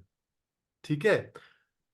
बाकी देखो, जब तक आप ट्राई आप कर रहे हो तो आपको आइडिया है। आप जब इन टच रहोगे, प्रैक्टिकल करोगे, तभी ज्यादा समझ आएगा। मतलब थ्योरी तो सिर्फ बोलने बोलने की बात होती है, जब तक आप खुद प्रैक्टिकल नहीं करोगे आपको आइडिया नहीं होगा। ठीक है, एक बार आप करना। कोई दिक्कत हो, मेरा नंबर मैम के पास है, आप उसको सेव कर लेना, आप जब मर्जी कॉल करो, कोई इशू नहीं है। मैं आपका उस टाइम हेल्प कर दूंगा। ठीक है सर। इसके अलावा थैंक यू अगर आपको कोई और भी डाउट है आप मुझसे पूछ सकते हो, कोई दिक्कत नहीं है इसमें।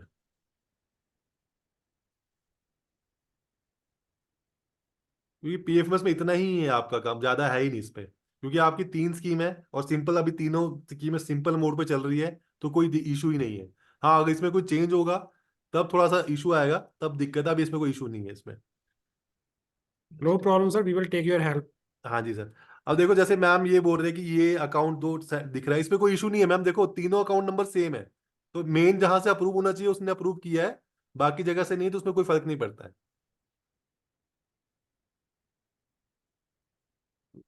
अच्छा, आपने ऊपर वाली स्कीम के लिए पहले आपका इसमें चलता था, 0875 में चलता था सर ये ना?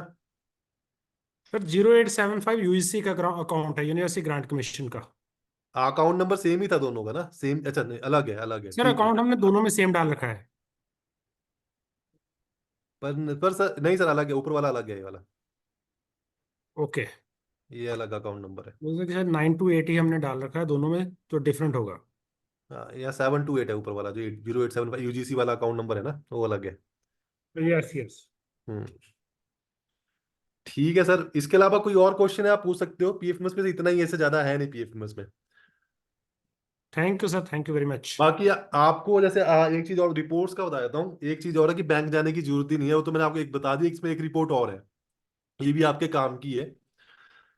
जैसे आपने पेमेंट बनाई, पीपीए बैंक में दिया, अब हमें चेक करना है कि उसका स्टेटस क्या है। तो हम ई पेमेंट में जाके EP04 रिपोर्ट आती है एक, इस पे जब क्लिक करोगे आप, यहाँ स्कीम चूज करके डिटेल भर के सर्च करोगे ना, व्यू रिपोर्ट करोगे, तो आपको डाटा मिल जाएगा कि जो आपका एडवाइस नंबर था उसके अगेंस्ट में पेमेंट हुई है कि नहीं हुई है किसी को। अगर आपने, सर आपने किस स्कीम में पेमेंट करी? 0877 में पेमेंट करी है? 877 से सर। पिछले साल में की होगी ना आपने, लास्ट ईयर में? यस। इस साल नहीं sir, last year. Last year में की है ना? कोई नहीं सर, चेक चेक। आपने पीपीए बना के किया था कि आरटीजीएस किया था सर? सर पीपीए बनाया था। पीपीए बनाया था, ठीक है सर। 2425 एजेंसी टू वेंडर ही देखो सर, इसमें डालना है। देखो ग्रांट आ गया, transaction type agency to vendor, जिस साल में चेक करना है वो डाला, और व्यू रिपोर्ट। बस ये रिपोर्ट जल्दी चल पड़े आज बस। इससे क्या होगा, आप यही डिटेल आपको ना, जितने भी आपने पीपीएस बनाए होंगे ना, सबकी डिटेल यहाँ आ जाएगी कि उसका स्टेटस क्या है।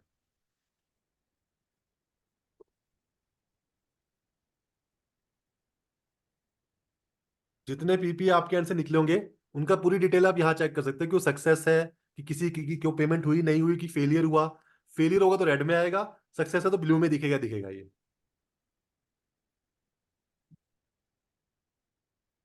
देखो आपने चार तीन तीन पीपीए बनाए थे सर? नहीं, मल्टीपल पीपीएस है आपके। और देखो सारे आपके पीपीएस यहाँ, पंजाब एग्रीकल्चर आपका वाला कौन सा है? पंजाब एग्रीकल्चर नहीं है आपका, यही है ना सर आपकी? पंजाब एग्रीकल्चर यूनिवर्सिटी है? नहीं, सर वो भी आई होगी आई थिंक। लुधियाना लुधियाना लुधियाना लुधियाना लुधियाना, अच्छा।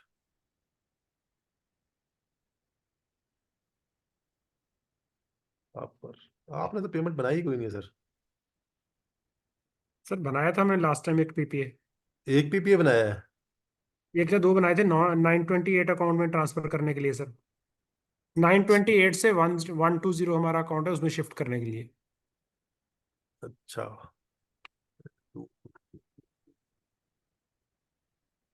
आपका आपका यूनिवर्सिटी का नाम यही है ना? जीएचएस आएगा ना? Sir GHG। जीएचजी आना चाहिए था इस पे, second page first page. P P P P P P इस पे नहीं आ रहा है। इस पे आपका नहीं आ रहा, बाकी सबका आ रहा है। Grant to council. नहीं, ये है ना, देखो यूनिवर्सिटी का नेम सबसे पहले आता है कि किसने डेबिट किया है। जैसे पंजाब एग्रीकल्चर यूनिवर्सिटी का नाम आ रहा है ना यहाँ पर, यस सर। इस तरह से आपका आना चाहिए। चलो इसमें मैं देखता हूँ, मैं अपनी आईडी से चेक करूंगा।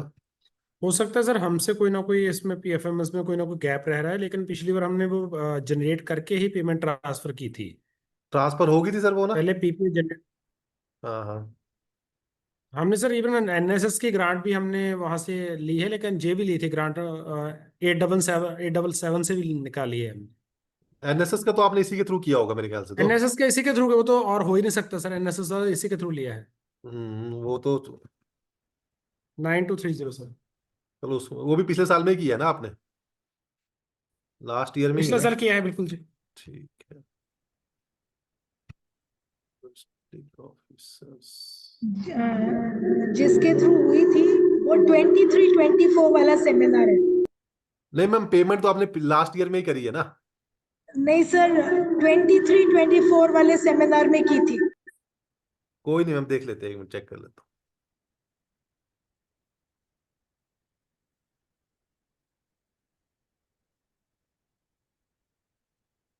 क्योंकि ये दो तीन रिपोर्टें आपके काम की है, कि आपको ना इसके बैंक में पता करने की जरूरत नहीं, क्योंकि बैंक के चक्कर लगाने की जरूरत ही नहीं पड़ती है। आप यहीं से स्टेटस चेक कर सकते हो कि पेमेंट हुई नहीं हुई, इवेंट क्या स्टेटस है। अगर फेल्ड हुई तो उसका रीजन भी आता है कि किस रीजन से फेल्ड हुई है। तो EP04 में पूरा रीजन आ जाता है इसमें पेमेंट फेल्ड होने का।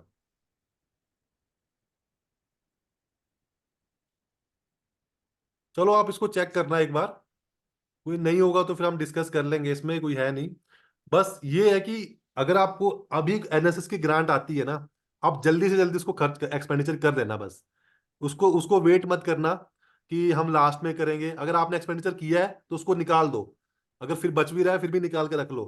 क्योंकि जब सिस्टम चेंज हो जाएगा ना फिर इशू आएगा उसमें, क्योंकि फिर एक्चुअल में भी जो अगर आपका कोई एक्सपेंडिचर हुआ है तो उसको निकाल के रखना ही बेटर होता है। ठीक है सर। थैंक यू जी, थैंक यू। ठीक है मैम, इसके अलावा किसी का कोई डाउट है तो आप मुझसे पूछ सकते हो।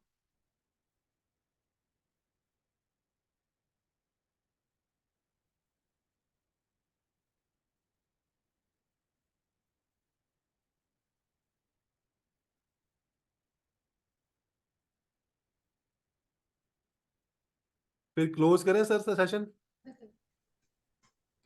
Sir, am I audible? Yes ma'am, yes ma'am, yes ma'am.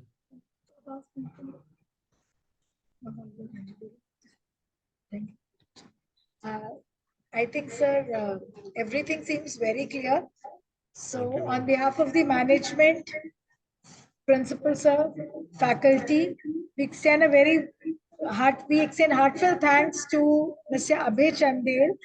Thank you so much, sir, for making such a difficult thing quite easy for us. And the session Welcome, doesn't ma'am. end here. We'll be taking your support off and on with your No, permission. no So issue, we'll be ma'am, no calling issue. you off and on because this seems to be something which is beyond the reach of we teachers. Yes, So ma'am, we'll बिल्कुल be बिल्कुल। taking your help again and again for this job.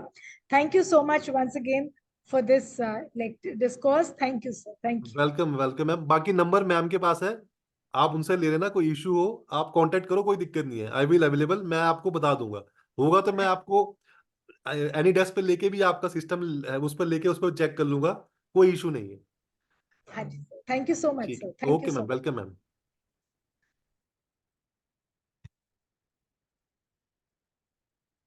So thank you, sir. We can end the session here. Yes ma'am, we can end ma'am, yes ma'am, Thank you, sir. Welcome.